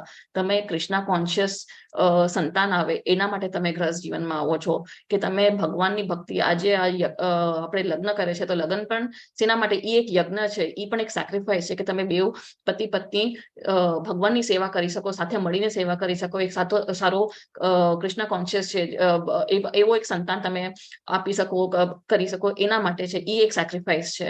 ભોગવિલાસ માટે આપણે કઈ એન્જોયમેન્ટ માટે આપણે લગ્ન નથી કરતા. આજકાલ તો એ ટ્રેન્ડ થઈ ગયો છે કે એન્જોયમેન્ટ માટે લગ્ન કરે છે, પણ એકચ્યુઅલ શાસ્ત્રોમાં આપ્યું છે ગર્ભ સંસ્કાર. શું કહેવાય છે? કે ગર્ભ સંસ્કાર એટલે જ છે કે કારણ કે આપણે જે સંતાન આવે છે એ પણ કૃષ્ણ કોન્શિયસ હોય છે, એને પણ આપણે ભક્તિમાં લગાડીએ. એટલે પછી છે વાનપ્રસ્થ. હવે કલયુગમાં તો વાનપ્રસ્થ નથી, પણ વાનપ્રસ્થ એટલે ઘરમાં બેસીને પણ વાનપ્રસ્થ કેવી રીતે થાય છે?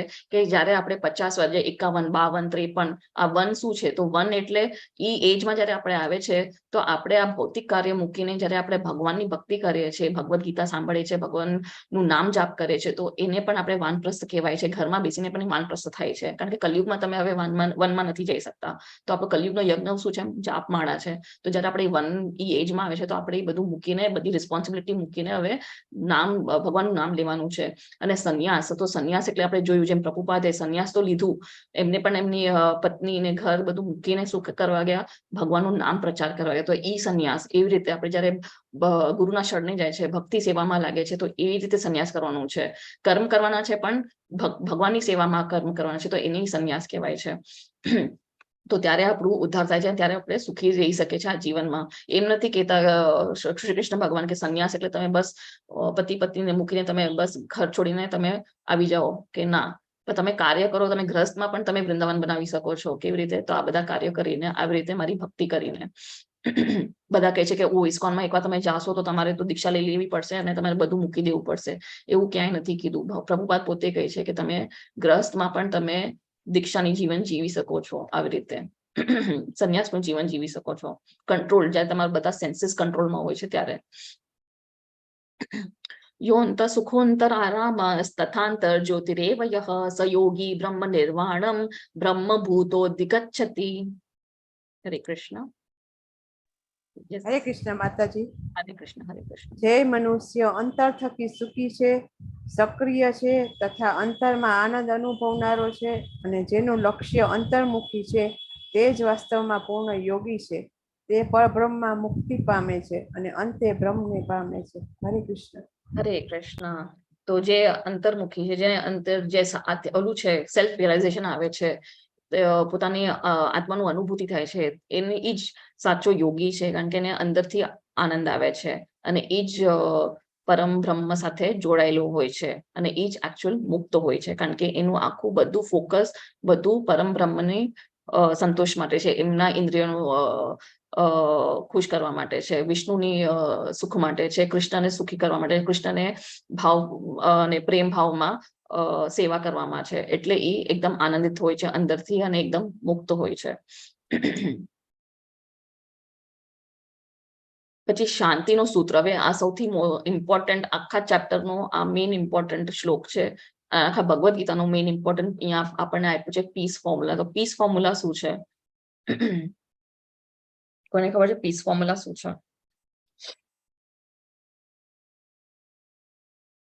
આપણે જોઈએ આ શ્લોકામાં.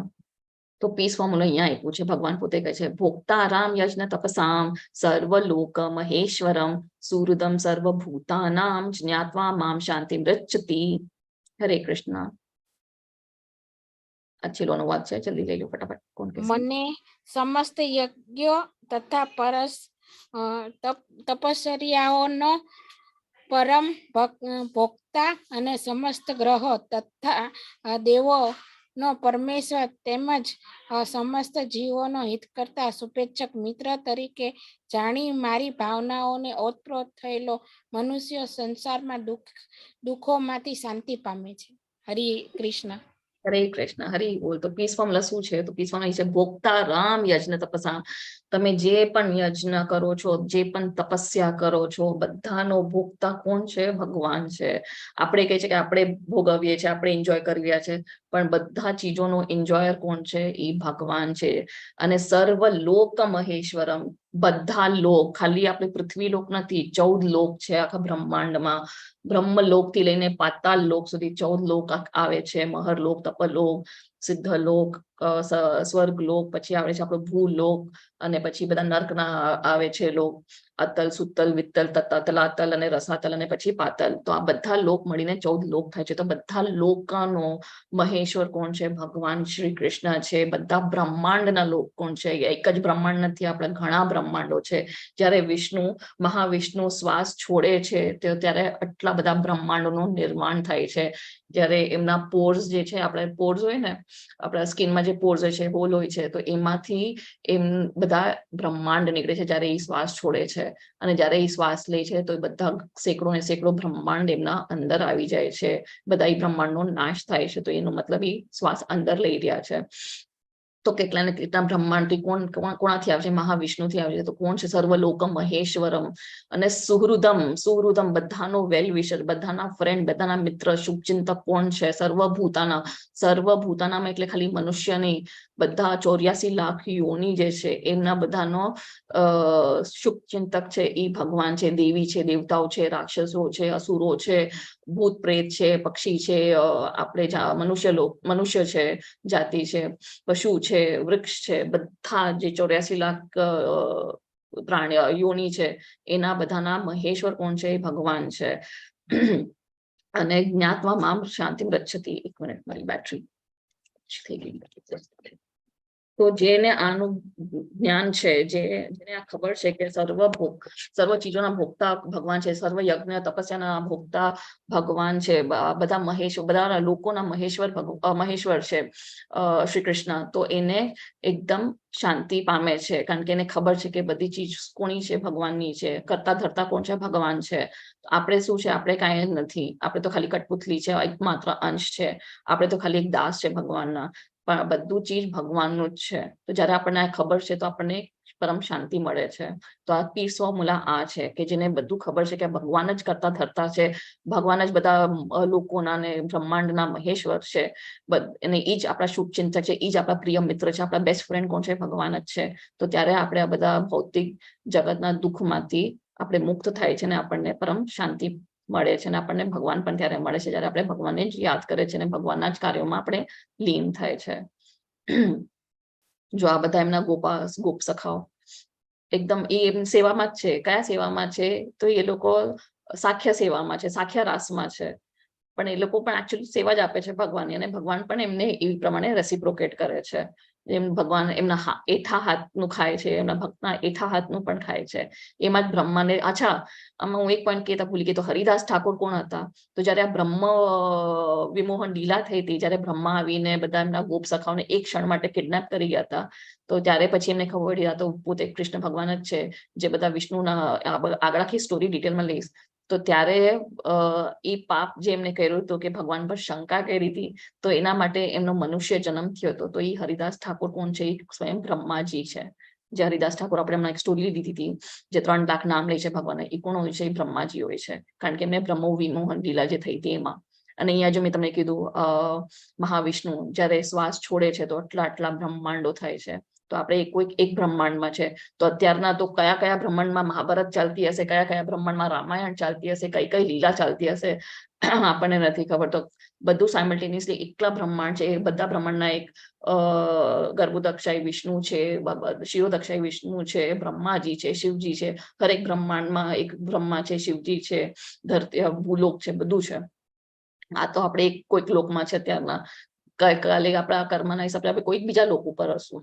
પણ આપણું ડેસ્ટિનેશન શું છે? આપણું ફોકસ શું રહેવાનું છે? કે આપણે ભગવાનના ધામે, વૈકુંઠ ધામે જાય, કે ગોલોક વૃંદાવન સૌથી ઉપર છે.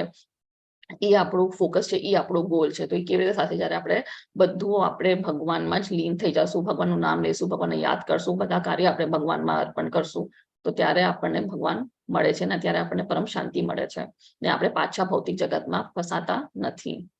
તો અહીંયા આપણે સંશયમાં લઈ લે. હા, તો આપણે પેલા શ્લોકમાં શું લીધું? તો સંન્યાસ કરવું કે સંન્યાસ લેવું કે કર્મયોગ કરવું, યત શ્રેય શું હતું? તો લાંબે ગાળનો ફાયદો શું છે? તો એ કર્મયોગ છે.